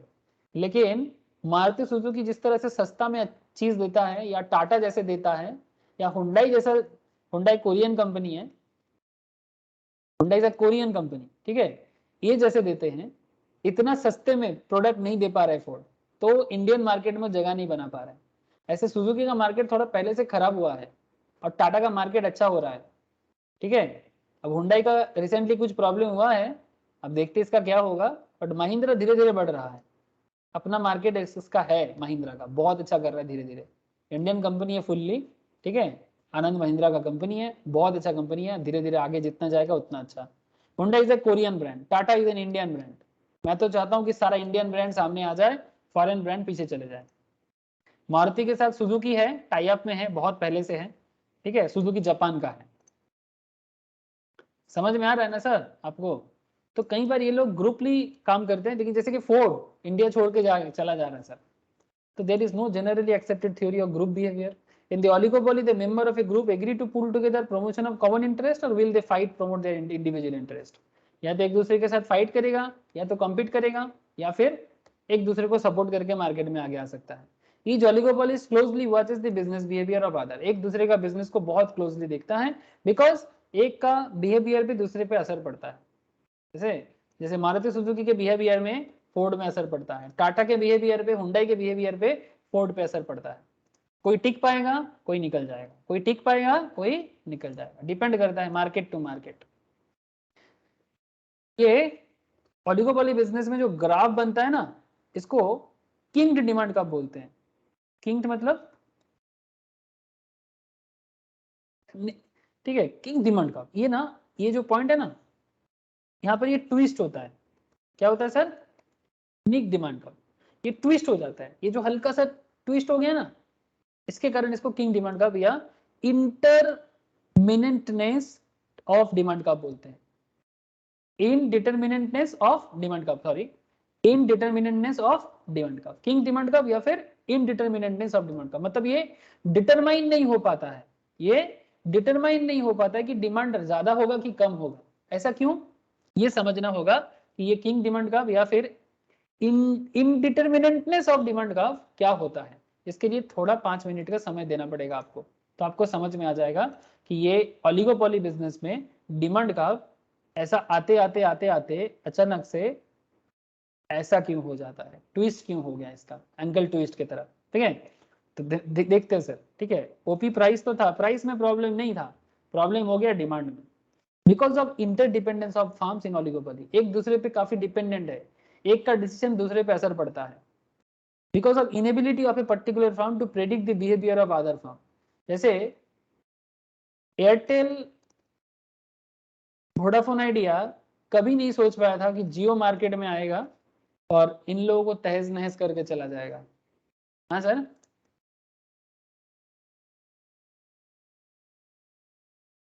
कभी सोचा था क्या कि जियो मार्केट में आएगा और इस तरह से आएगा और मार्केट में तहस नहस करके चला जाएगा? Telecom market share in India, तो सबसे बाद में कौन आया, जल्दी बोलो, सबसे बाद में कौन आया इंडिया में? वोडाफोन आइडिया एयरटेल में सबसे बाद में कौन आया?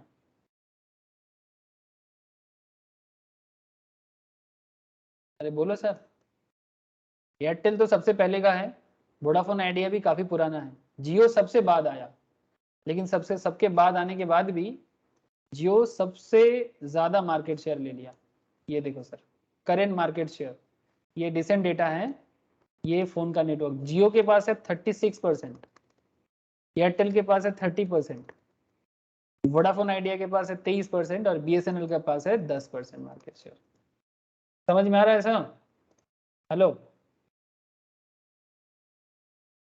तो ये एक दूसरे का बिहेवियर, एक दूसरे का बिहेवियर एक दूसरे को असर दे रहा है। तो जियो ऐसा करेगा ये किसी को समझ में नहीं था। The demand curve facing an oligopolistic firm loses it definiteness of determinateness. मतलब वो समझ नहीं पाया था कि उसका डिमांड अच्छा चल रहा था, लेकिन जियो आने के बाद सब जियो में शिफ्ट हो गया और आइडिया वोडाफोन का बिजनेस मुश्किल में आ गया, और फिर वो लोग एक हो गया और वो भी हो गया, वोडाफोन आइडिया हो गया। दोनों अलग बिजनेस था, मार्ज कर गया अपने आप को टिकाने के लिए।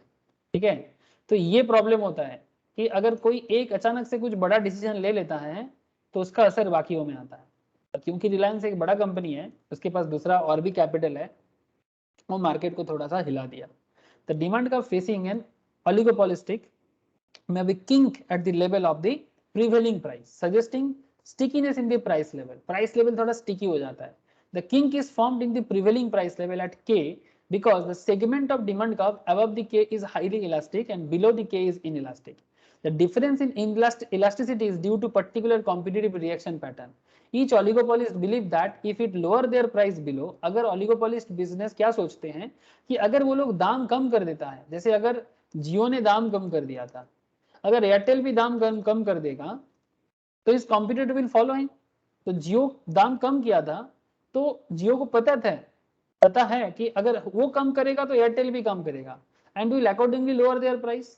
Whereas if he raises the price, अगर जियो दाम ज्यादा करेगा प्राइस अबव द के, his competitor will not follow the increase. बात को समझो सर, ओलिगोपोली बिजनेस में ये देखा जाता है कि अगर कॉम्पिटिटर दाम को बढ़ाते हैं, जैसे कि मानो जियो अगर दाम को बढ़ाते हैं तो इसका मतलब ये नहीं कि एयरटेल भी दाम को बढ़ाएगा, ठीक है, to be noted sir. Jio price को कम करेगा तो एयरटेल भी कम करता है,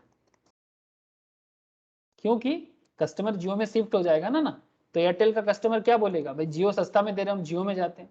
लेकिन अगर जियो प्राइस इंक्रीज करता है तो इसको देख के एयरटेल प्राइस इंक्रीज नहीं करेगा, ठीक है, तो एयरटेल क्या करेगा, दाम को कम ही रखेगा। तो इसलिए ना एक इंडिसियंस क्रिएट होता है, क्या होता है, एक डेफिनिटनेस और डिटरमिनेटनेस का प्रॉब्लम होता है। तो इसलिए पहले इलास्टिक रहता है, मतलब प्राइस का दाम जब ज्यादा रहने का बात करते हैं वो के ऊपर वाला पार्ट है, ठीक है, दाम को बढ़ाएगा तो ये इलास्टिक जोन है, लेकिन दाम कम हो जाएगा ये इनइलास्टिक जोन है, दाम कम हो जाएगा ये इनइलास्टिक जोन है। ये यहाँ पर फंस जाते हैं ओलिगोपोलिस्टिक बिजनेस। इसीलिए इसके डिमांड कर्व में ना एक किंक नजर आता है, ठीक है। मैं फिर से समझाता हूँ आपको, ध्यान से सुनो बात को। Look at here, the demand curve of an oligopolist may have a kink at the level of prevailing price. Price क्या था हमारा, के, प्राइस के था, ठीक है, के ऊपर वाला part. The kink is formed at the prevailing price level at K because the segment of the demand curve above the K, that is P के साथ K जुड़ा हुआ है, is highly elastic। K के ऊपर वाला पार्ट इलास्टिक है, highly elastic है, लेकिन K के नीचे वाला पार्ट जो है वो inelastic है, डिमांड कम हो जाता है। This difference is in elasticity is due to the particular competitive reaction। Each oligopolist believe, हर एक oligopolist ये मानते हैं कि अगर वो दाम कम करते हैं his competitor will follow him। दाम कम करने से सब कोई दाम कम करेगा, लेकिन दाम ज्यादा करने से कोई दाम ज्यादा नहीं करेगा, ठीक है। तो इसके कारण प्राइस में इंडिसिजन होता है, तो डिमांड में भी चेंजेस नजर आता है। तो प्राइस रिजिडिटी क्या है, एक हो गया किंग, अब प्राइस रिजिडिटी समझो तो पूरा खेल समझ में आ जाएगा। प्राइस रिजिड होते हैं, price rigidity is found in the oligopolistic market because when oligopolist lower the price, अगर जियो ने दाम कम किया, कॉम्पिटिटर क्या फील करेगा, if they do not follow the price cut their customer will run. तो एयरटेल अगर दाम को कम नहीं करेगा, जियो ने दाम कम किया, अगर एयरटेल दाम को कम नहीं करेगा तो कस्टमर एयरटेल से जियो में शिफ्ट हो जाएगा, तो एयरटेल को भी दाम करना पड़ेगा। Customer will run away and buy from other firm which has lowered the price. Thus, in order to maintain their customer, they will also lower their price. कौन, Airtel. Thus, the upper portion of the demand curve is price elastic. On the other hand, if a firm increase the price of its product, there will be a substantial reduction in its sales। अगर दाम को बढ़ा देगा, जैसे मानो जियो ने दाम को बढ़ाया, अगर एयरटेल भी दाम को बढ़ाएगा तो क्या हो जाएगा, सेल गिर जाएगा, कस्टमर जहां थोड़ा सस्ता दिखेगा वहां शिफ्ट हो जाएगा। जैसे मानो जियो अगर दाम बढ़ाता है, ठीक है, तो जियो का सेल गिर जाएगा क्योंकि कस्टमर फिर से सस्ता में शिफ्ट हो सकता है। If A firm increases the price of its product, there will be substantial reduction in its sales because as a result of rise in its price, its customer will withdraw from it and go into competitor जहां सस्ता मिलेगा, which will welcome the customers and will gain in sales। These happy competitors will have therefore no motivation to match the price rise। इसलिए दाम बढ़ने के साथ कोई नहीं जाना चाहता, बट दाम कम होने के साथ सब कोई जाना चाहता है। The oligopolist who raises its price will lose a great deal। जो दाम बढ़ाएगा वो डील को लॉस करेगा, and therefore refrain from increasing price। मतलब दाम को बढ़ाने में वो अपने आप को रोकता है। The behavior of oligopolist explain the inelastic lower portion। इसके कारण लोअर पोर्शन जो है ना, के नीचे वाला जो पोर्शन है वो इनइलास्टिक होते हैं डिमांड का। Each oligopolist will thus adhere to prevailing price, seeing no gain in changing it, and think kink will be formed at the prevailing price, that is OP equals to KQ। OP equals to KQ, ये वाला area sir, ठीक है, इसलिए kink यहाँ पर form होता है। दाम बढ़ने से सभी कोई दाम बढ़ाना नहीं चाहेगा, लेकिन दाम करने से सभी कोई दाम कम करना चाहेगा। ये इलास्टिक जोन है, आप दाम बढ़ा सकते हो, ठीक है। लेकिन जहां कंपटीशन चालू हो गया, प्राइस लेवल अगर आप कम करोगे तो सभी कोई काम करेगा, और कम करेगा तो डिमांड मार्केट में इनइलास्टिक हो जाएगा। लेकिन अगर प्राइस हायर जोन में है, ठीक है, अगर प्राइस आप हायर जोन में करना चाहते हो, कोई प्राइस को P1 में नहीं ट्रांसफर करेगा, ठीक है, तो नीचे की तरफ क्या हो जाता है, डिमांड का इनइलास्टिक हो जाता है, और अपर जोन में क्या है, ये इलास्टिक में रहते हैं, ठीक है। तो ये इलास्टिक जोन है और ये इनइलास्टिक जोन है, और ये इनइलास्टिक और इलास्टिक के बीच में, इनइलास्टिक और इलास्टिक के बीच में ओलिगोपोलिस थोड़ा प्रॉब्लम में फंस जाते हैं। इसीलिए ओलिगोपोली का में क्या होता है, ओपी एरिया में, ये जो ओपी एरिया है दैट इज क्यू के एरिया है, यहाँ पर किंग नजर आता है, ठीक है सर। बोलो, समझ में आ रहा है? अरे बोलिए सर। Yes sir. ठीक है, इसीलिए किंग फॉर्म होता है। Yes sir. हाँ बोलो सर, कोई कुछ बोल रहा है? अच्छा। और एक बात याद रखिएगा, substantial barriers to entry in oligopoly, there is no free entry and no blocked entry. ना तो फ्री एंट्री है और ना ही एंट्री ब्लॉक है, so we can say that there is a substantial barriers to entry, मतलब थोड़ा बंद है थोड़ा खुला है, ठीक है। अगर पैसा है, दम है तो आओ, और अगर नहीं दम है तो मत आओ। मतलब बेसिकली इतना, जैसे कि आप नेटवर्क बिजनेस में आ सकते हो क्या? इतना इजी नहीं है, बहुत पैसा चाहिए, 100 500 1000 करोड़ चाहिए होता है, तब जाके आप लाइसेंस ले सकते हो। So it's not very easy to join oligopoly business. और टफ भी नहीं है, मतलब आप ऐसे भी नहीं बोल सकते कि ब्लॉक है, टफ तो है पर ब्लॉक नहीं है, खुला है। IRCTC जैसा नहीं है सर। आप चाहो तो रेल लाइन बिजनेस में या रेलवे नेटवर्किंग में नहीं आ सकते, बट मोबाइल नेटवर्किंग में अगर आपका पैसा है तो आप आ सकते हो, अगर आपको इच्छा है तो नॉट ब्लॉक नॉट फ्री, ये है ओलिगोपोली, ठीक है सर। ये रहा ओलिगोपोली बिजनेस का ABCD एवरीथिंग। घर पे जरूर एक बार गो थ्रू कीजिएगा।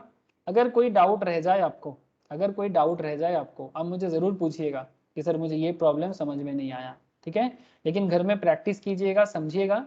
यहाँ पर नीचे एक डिफरेंस दिया हुआ है डिफरेंट मार्केट फॉर्म्स का, जो मैंने अभी तक आपको पढ़ाया, मोनोपोली, इम्परफेक्ट एंड परफेक्ट का, ठीक है। इम्परफेक्ट में जैसे मोनोपोलिस्टिक है, ओलिगोपोली है, डिफरेंट काइंड ऑफ ओलिगोपोली है, सारा का सारा बिजनेस का ना एक शॉर्ट शॉर्ट में समरी कर दिया है। आप एक बार जरूर गो थ्रू कीजिएगा सर, ठीक है, मस्ट गो थ्रू है सर ये वाला एरिया। और करने के बाद इस नोट्स के नीचे आपको बहुत सारा क्वेश्चन प्रैक्टिस के लिए मिलेगा। मैं आपको इतना बोलूंगा कि आप जरूर एक बार प्रैक्टिस करें। 100 क्वेश्चन दिया हुआ है और क्वेश्चन का आंसर भी एक्सप्लेनेशन के साथ दिया हुआ है।